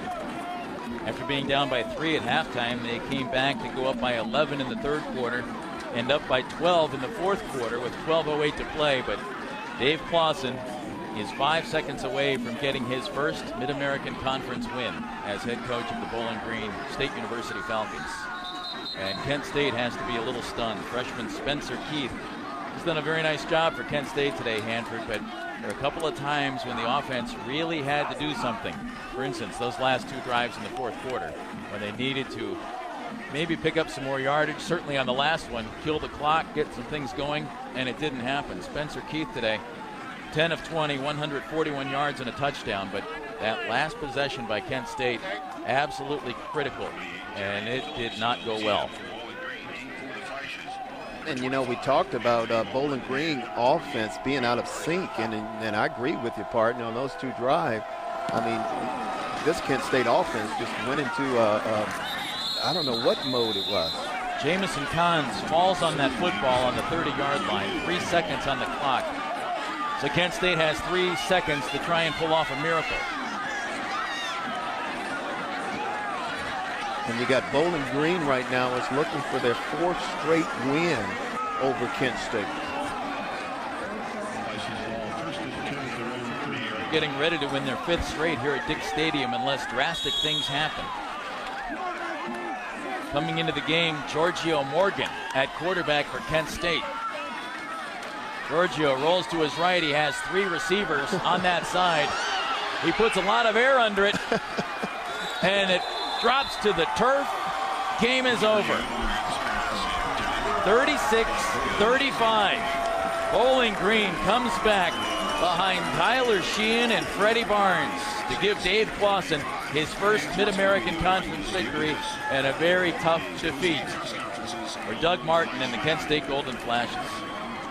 This is a tough one for Kent State to swallow. I guarantee you, when they go back and they look at the film and they watch what happened during the course of this ball game, they're going to say that they left a lot of football out there on the field. Today's MAC football game has been produced by the Kent State Sports Network. Executive producer Jeff Bentley, producer Russ Jenish. Tyler Sheehan, 44 of 63 today, 505 yards, 4 touchdowns. Freddie Barnes, 22 receptions, 278 yards, and 3 touchdowns. Bowling Green continues to dominate Kent State. That is 8 of 9 that they have taken from the Kent State Golden Flashes, including 5 straight right here at Dick Stadium. For Hanford Dixon, I'm Jeff Phelps. Thanks for being with us. It's BG.